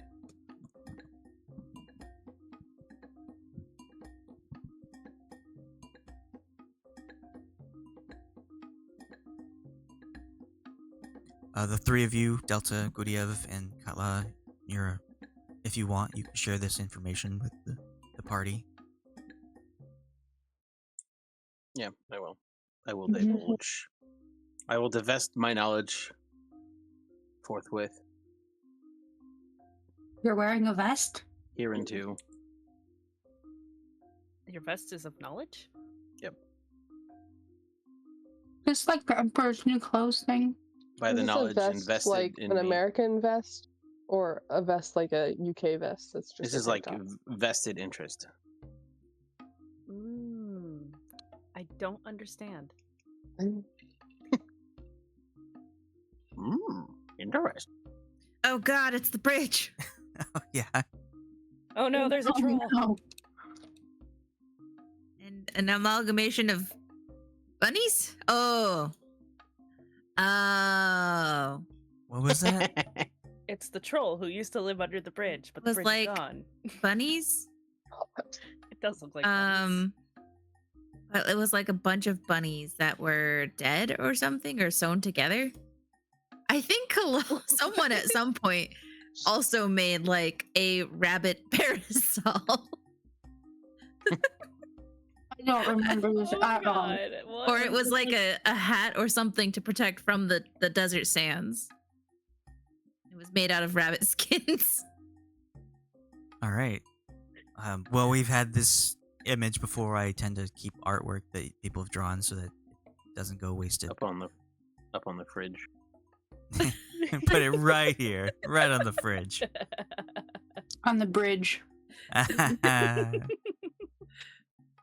Yeah, it was like a stick. I had found a twig and a bunch of rabbits that we were able to kill, and we're making a shade, like an umbrella or a parasol, to to protect from the heat.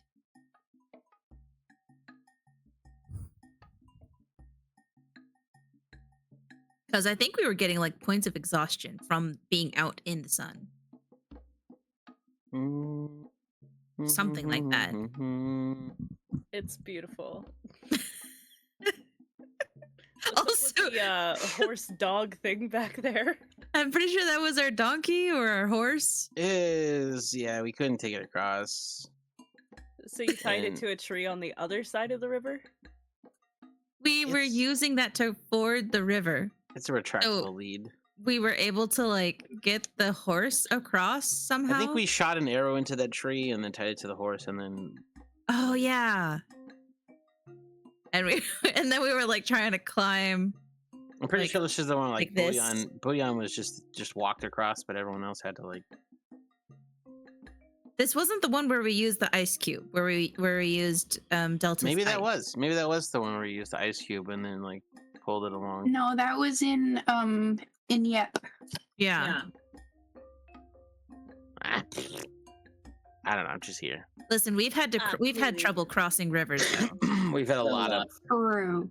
we've had a lot of people join our party and leave our party, and other people join our party and leave our party. And I mean, Trevin sent the record for the fastest to say this isn't for me.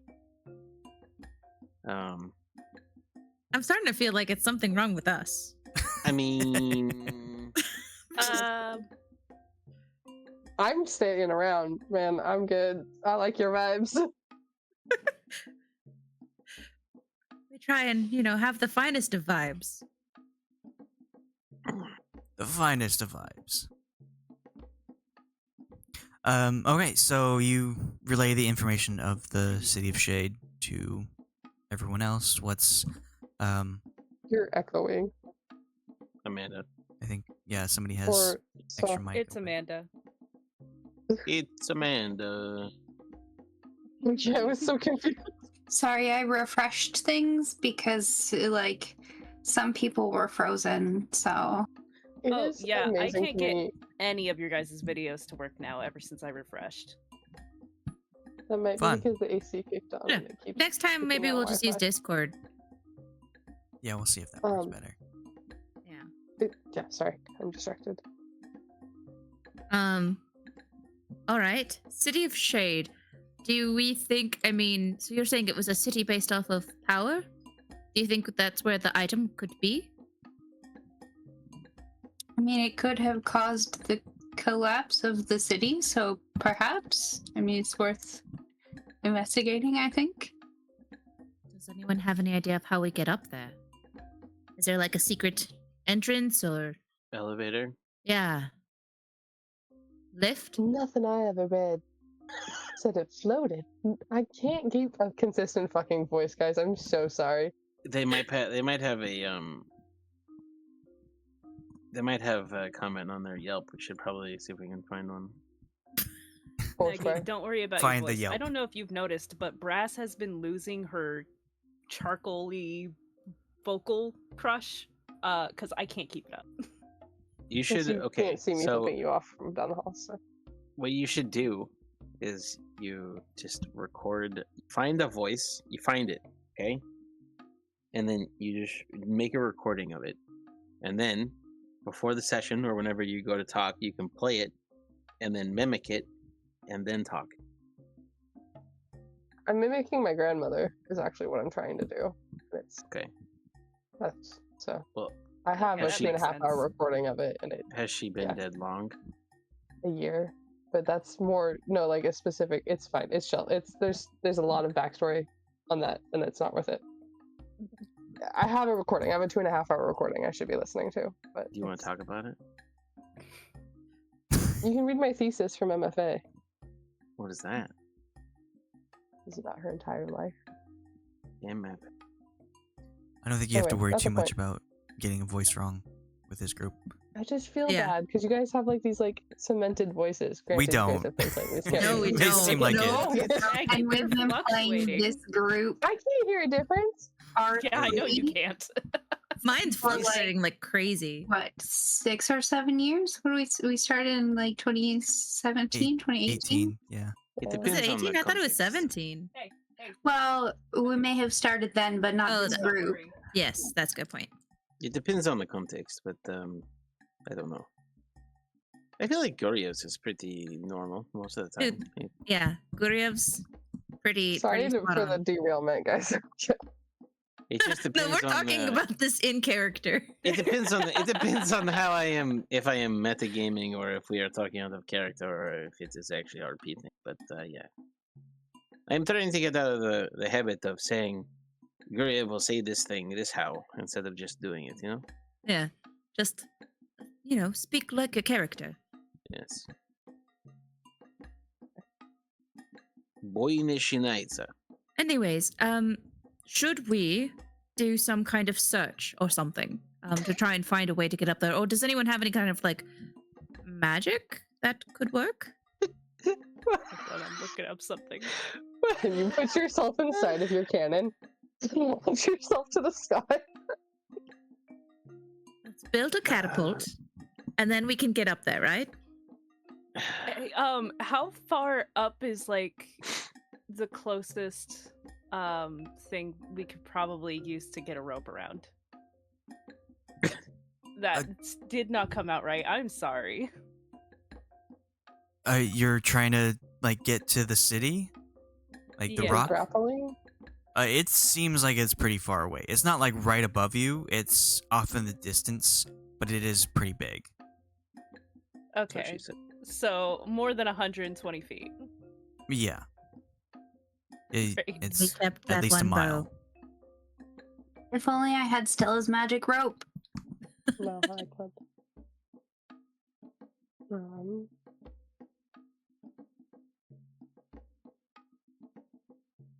Well, either way, we're going to head towards it, right? Everyone sound fine with that? Yeah, let's go to the. Yeah, let's go there. About how far do we think it is? Yonder. Probably a couple miles.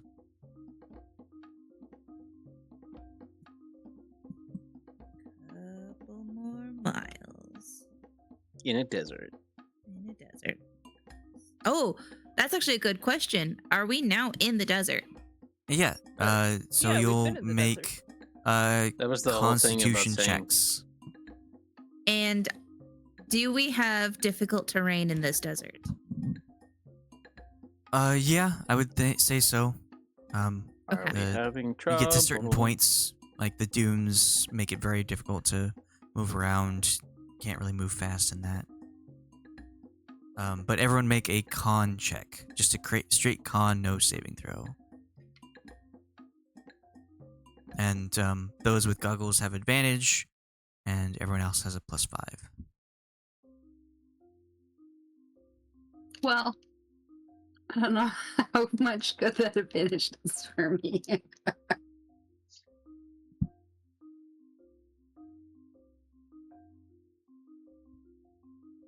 You still get a +5.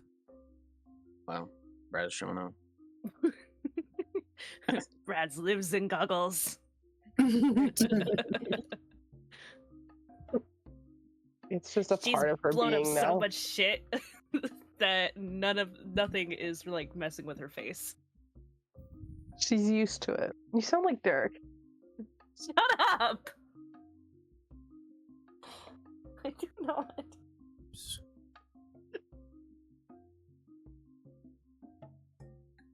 Broker. The ultimate insult. Okay. You do feel this massive heat upon you, and this feeling of something overwhelming you hits you incredibly hard, just taking that step from where the wall used to be into the Anauroch Desert. Everyone feels warm but fine, except for Khalas. Khalas, fortunately, that heat just hits you extra hard, and you do Because I'm take wearing armor. 1 point of exhaustion. Ugh. Wearing full plate, not a good idea in the desert. Who knew? Just broiling yourself. Oh man, I have Exhaustion, is that damage? It's disadvantage on ability checks, and the more points you have in exhaustion, the worse it gets. Okay. And it takes a long rest to get rid of it. But if it just keeps stacking, it's a problem.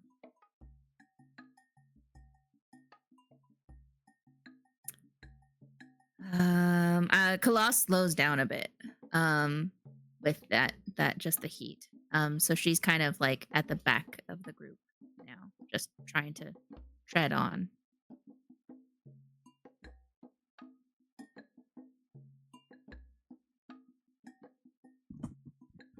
Okay. Everyone, you do see like Khalas get that like hunched over, like, oh man, the heat is really hitting you hard. Everyone else feels like hot, but not too hot.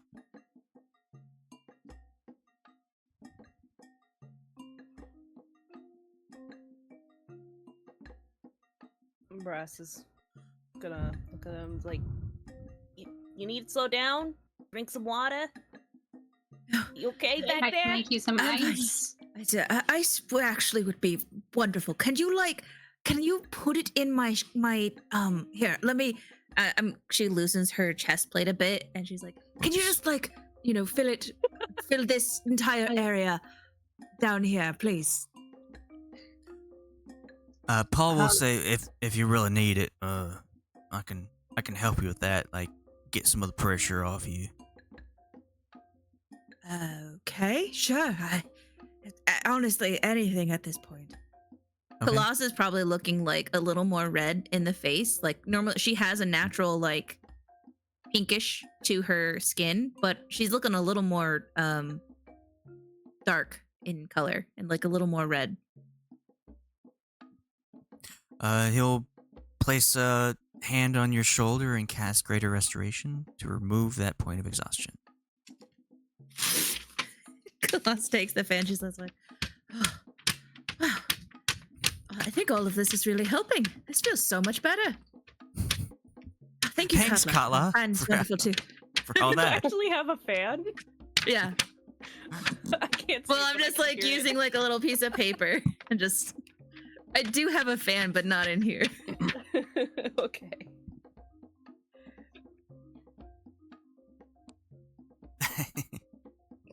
All right, so you head off towards the city in the sky. I think that's yeah. Okay. You continue walking. It's a bit difficult with the sand shifting under your feet. It's a bit hard to get your land legs or your desert legs. But you find a good pace. You manage to move to the southeast. And as you're walking, it's just like heat bearing down on you. The covers help a lot, but you still feel it through that. So you continue on down, down, down. And as you're walking, the city doesn't look like it's getting any closer. You feel like you've been walking for a while. Like it should have been like several miles already. But the city is in the exact same spot. It's not getting any closer or further away. It's just a giant rock in the sky right there. But as you're walking, it's really isn't getting any closer. And you look behind you and you don't see the town of Ascor anymore. You have been traveling some distance. It's just like this city hasn't moved.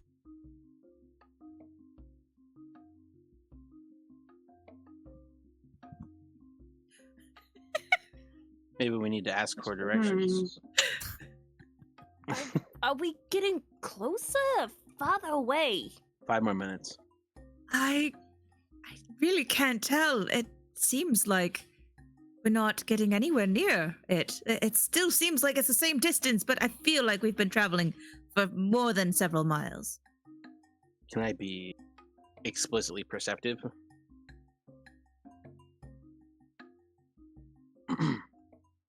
Instead of passively. Oh, you just want to look? Yeah. Try to Yeah, so figure people out. can roll either perception or survival. Hmm.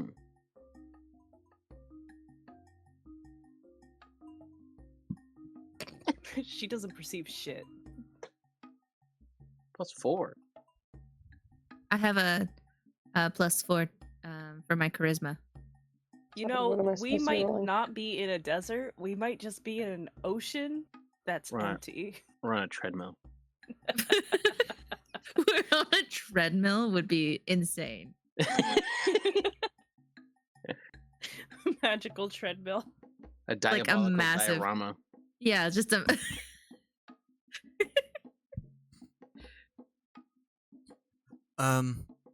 So Khalas and Katla, you do know that you've made progress. But the city doesn't look like it's been moving at all. You look around Maybe- and just dunes and the various geographical structures I mentioned. The mountains haven't moved to the south. The hills with the stones poking out of it haven't moved. The mountains to the north haven't moved at all either. It's just like everything perspective feels weird. I guess Maybe with it's the like. Sorry. the survival and the perception checks that Katla and Khalas have, you know that something is affecting your sight.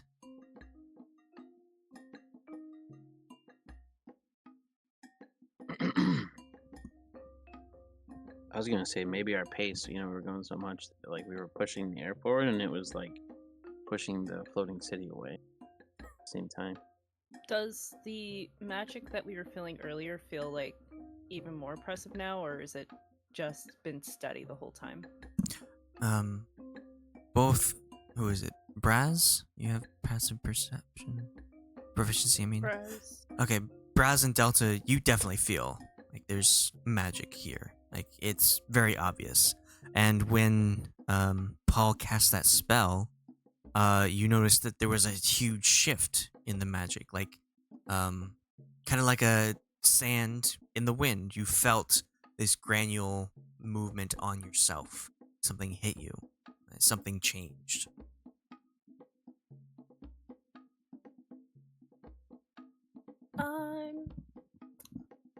I'm gonna use detect magic. Try to see what type it is. Okay. So you cast the spell. Do you do? Is it a ritual spell or is it just casting it? He's asking if you're choosing to make it a ritual. Oh. I don't think so. She's just kind of gonna close her eyes and concentrate on. The try to trade-off feel it. is: do you take 10 minutes to do this and not spend a spell slot, or do you just want to do it right away and spend a spell slot?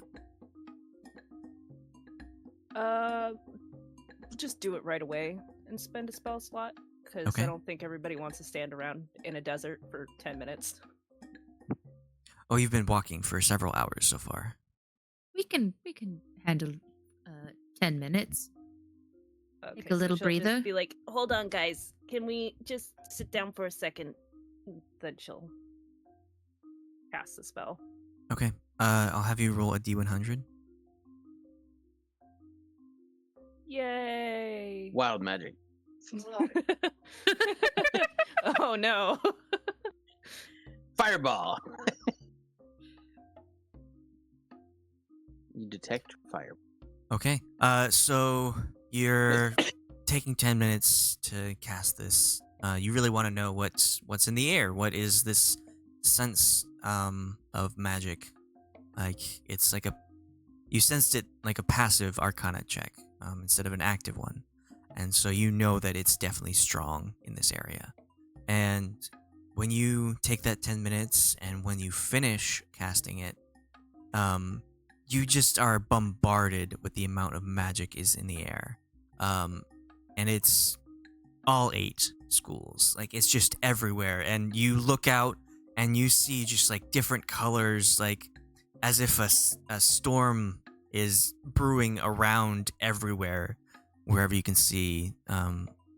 And you're so focused on what you see in front of you that you don't notice that a change has happened to yourself. Everyone else notices this because you're not seeing the magic with the detect magic spell. You're seeing Brasz casting a spell, and when she finishes, you see that just like within seconds, her hair just like expands and grows incredibly rapidly, like off her head, and she grows a beard even, and just like this hair, this fur ball of hair is just everywhere. And not only is it there, it's also purple. Whoa. What did you just do? Khalas says to Brasz. She has a very shocked look of just like, I have Rogaine for men. It's just gonna look at everybody weirdly. Well, I wanted to see what kind of magic there is, and oh my god, guys, this thing is like a soup that's about to boil. That it's just so full of magic, and it's not one specific type of magic. It's like all magic, and it's so much of it. She's just looking through a kaleidoscope. Look at your hair. It's like those cats that are on catnip, just like staring out in the distance. What about my hair? Oh my god, I look like Ma! You also look down. You're like holding her beard, just like, ah! You've got a dick. Gender change. She's just taking after her mom now. Now she's It's Brasz. almost as big as my mom's beard before she shaves. What is this? Purple looks good on you. You know, some cultures have beards too. Like that's Braz's mother was a dwarf. Katla, Yeah. Katla, don't lie to me. Do I look all right? Do I look okay? Katla! Trying to remember your mom's name. Yeah, actually, hold on. Yoslin. Goslin will be very proud to see you finally coming into her heritage.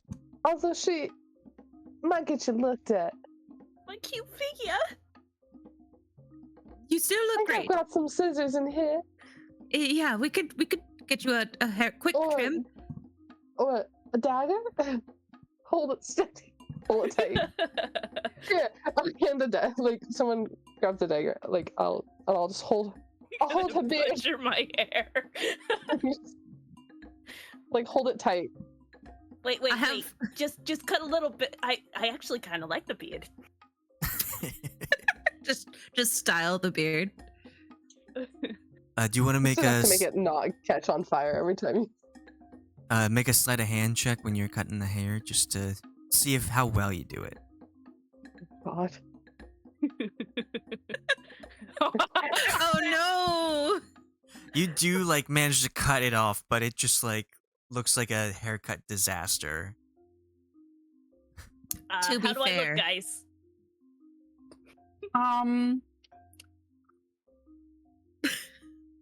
Maybe someone should touch it up a little more. Yeah. Does anybody have a Mia? Ooh. Would there be? I She's even just it too out. hideous for you to look at. I have a miniature silver shield that could potentially have a reflective side since it's made out of silver. Oh, I think that would work. Yeah, I'll pull that out. It's like a little compact mirror, but it's like a shield. Is this before or after somebody's trying to fix it? This is probably after. I didn't think I was Yeah. too stunned to speak to think about it. Oh, Shield over. nice. Okay. Yeah. I'm not sure how I like the but there's nothing we could do about it. You guys, okay? It looks good. Thank you.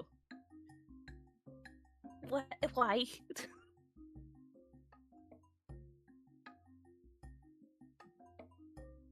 Brass, darling, what did you see? Oh yeah, like I said, the desert is like full of magic, and some of it looked like it was like a storm. But it's there's so much magic in here. It's kind of like a really thick soup. Hmm. So we shouldn't. We should try and avoid using magic. Yes, my Or- hair as a statement to that. Or just be prepared for effects, after effects. You know, it might be fun to use magic out here. Go ahead, guys. I didn't want to say before, but didn't want to frighten anyone. And Paul will hold out his hand, and there will be a miniature version of himself, like made out of marble. He says, "This appeared in my hand when I cast that spell, helping this young lady here." Wait, but that's actually really cool. I Aw, really like that's that. adorable. Unless it's like a voodoo doll, and like Or is it like Have you- animated? Oh my! you Oh, pinch that's not good. I'm gonna keep this so nobody messes with me. Wait, no, give it. I'll No, make it do fun hold it things. above your head. No, give. It looks so cool. Like reach out and hold her. I'm not even picking her up. I'm just like holding the back of her doll. All right. Okay. So there's magic everywhere, and it's obviously affecting our travel, trying to get to that floating city. Any ideas how we deal with this? Do we just keep trying and hopefully maybe we'll get it, or is there any kind of I don't know, remove curse, but for like the entire desert? I think that's a bit beyond us. Yeah, I mean, I can dispel magic, but it's like off of a thing, not the whole desert. I mean, the desert is a thing, yes. The desert is a lot of things. The desert is thousands and thousands of tiny pebbles under our feet. I can't Just- do a whole desert. That's thousands of things.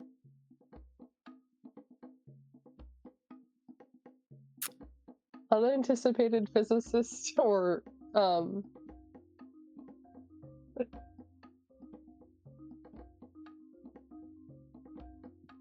What was the question? no, I was just giving Shalene the shit. I Okay. off halfway through the sentence. It's all good. You always give me shit. Never give me nothing nice for my birthday. Can Liar. Sorry. Guryev, Delta, and Khalas make history checks for me?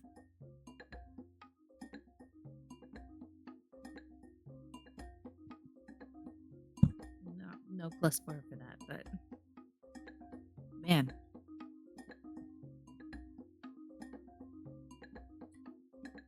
So, Delta, you remember that the item that you're looking for, the location was was said to you as it's in the Anauroch Desert, west of the high ice.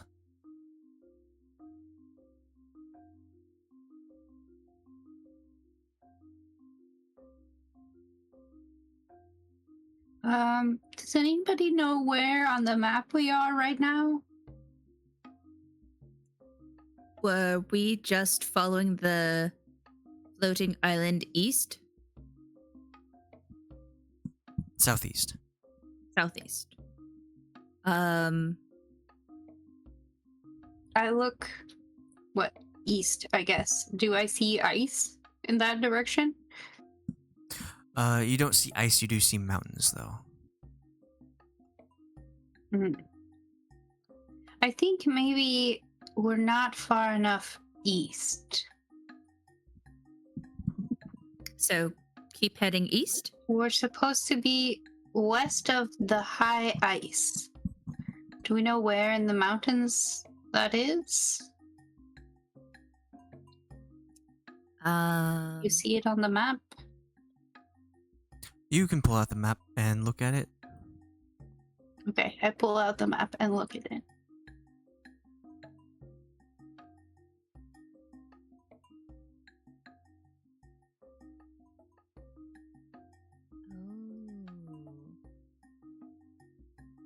That's where we are.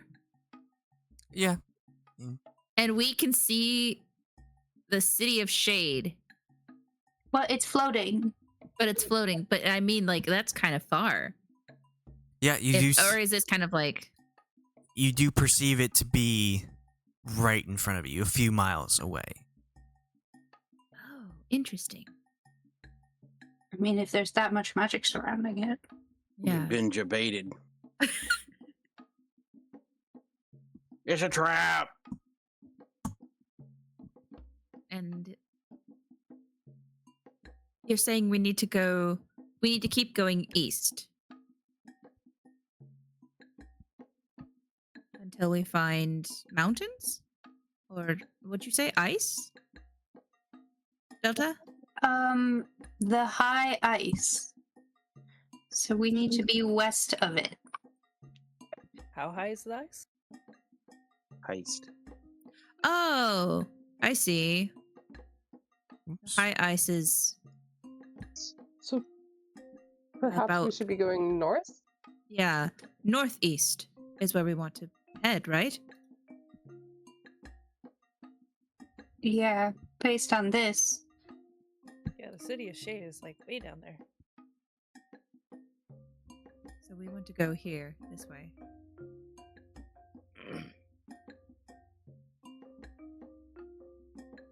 Oh, so we don't get to check out that City of Shade. Not I today. mean, not right now, at least. What do we say to the City of Shade? Not today. Not today.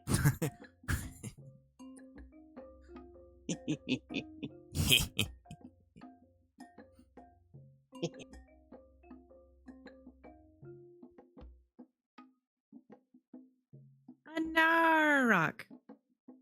Oh no! Anar. Oh no! It's like two accents together. Nar. Ugh. Oh no! It's like Australian. Yeah, an Australian and then like a Scotsman being like, ugh. All right, so Okay. what next? Change course, I guess. We'll start heading northeast instead of southeast.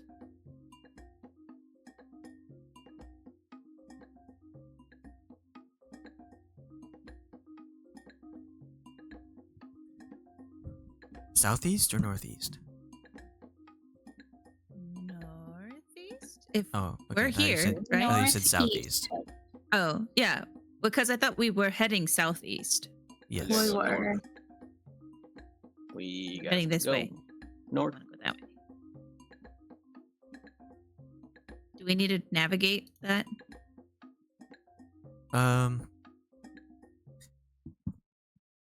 Sure. Roll survival. A one-person roll survival with advantage because you have the map. Me? I also have navigator's tools if that helps at all. Ooh, double advantage. Bust out that sexton. Yeah, I'm pulling out like all of my I'm looking at the map and I'm like looking at the sun where it is and trying to figure out like, okay, this is where I think this is where we are. This is just Guryev looking over her shoulder. Fuck you. Well, Actually, she I got a think we're plus gonna go 4, this way. so I do have a +4. so it'd be 20 versus 19. I got 20. But him not saying anything. He's just He's just like, oh, pretty sure. Oh yeah, This is is that where we right. go? no. Okay. He's just He's you getting know like ready just, to backseat drive, but he's not saying anything yet. not. Nah, He goes, I'm just letting. oh, okay, never mind, you got it. We both say where we need to go at the same time, but Khalas has been doing like a bunch of math and like pulling out a ruler on the map and everything. And Guryev's like, we need to go here. Guryev is not saying anything. Graves just rolling for his own benefit. He's just rolling Wait, to is see. there actually a river there? No, No. it's just previous Damn it. art. There's no water here. Damn it. I wanted to use my fishing hook to see what would happen. It's not the river you're I mean- looking for. Nobody's telling you can't use it. Yeah. Well, Sand fishing. the rules of my fishing hook say I can't. Are you Alright. feeling okay? Just check it to see if you are starting to reach. Cast it in the ocean of magic. It says it has to be in water.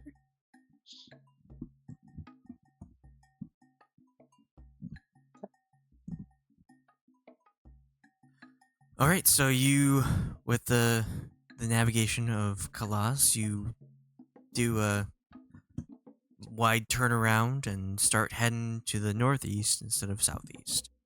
And in front of you, there are these large mountains beyond the dunes. They look like they're right up on you, like it will only take you a few hours to get there. But again, as you walk, it's just taking forever. It seems like you're not getting any closer, even though you walk for so long. I'll have everyone make another con check. Those who have advantage with the goggles will get that. Everyone else has a +5. Straight Constitution? Yes, not a save. Yes. Oh, I clicked the wrong.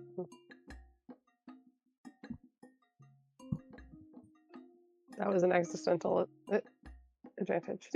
That was not meant to be an advantage. I think you Oh should my Okay. gosh, how? give me the normal one. That was my inspiration too.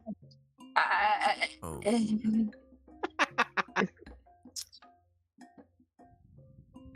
Mr. Desert isn't having a good time in the desert. Nope. He's old. No, not this one.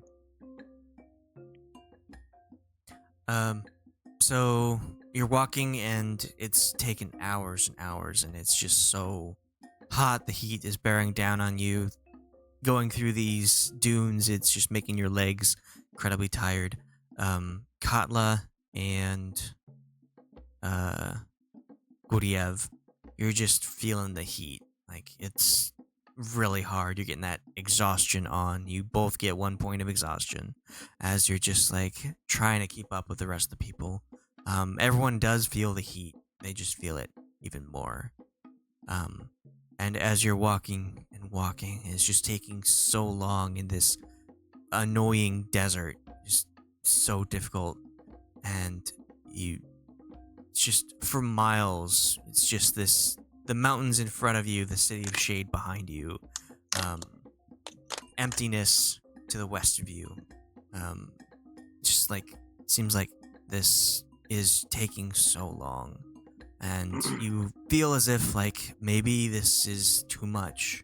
Like, maybe you should go back to Ascor and find a different way to go around the desert just to make it so you don't have to make this long trek again. But that would take so long. You've already spent so much time in this desert.